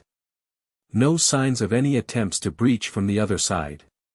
Max placed a hand on Ben's shoulder. It's over, Ben.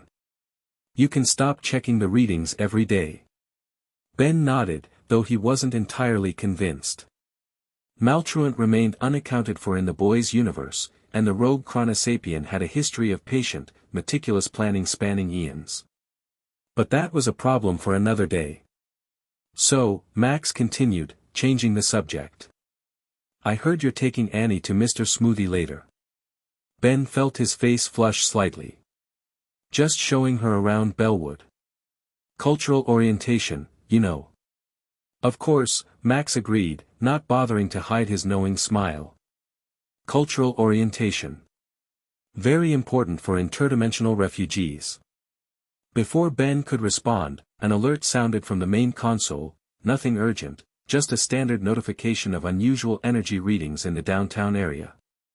Probably another alien tourist getting confused by Earth technology. Want me to check it out? Ben offered, already reaching for the Omnitrix. Max checked the readings and nodded. Might as well. Take Annie with you, good training opportunity. Ben headed toward the training area where Starlight was working with Gwen on energy projection techniques.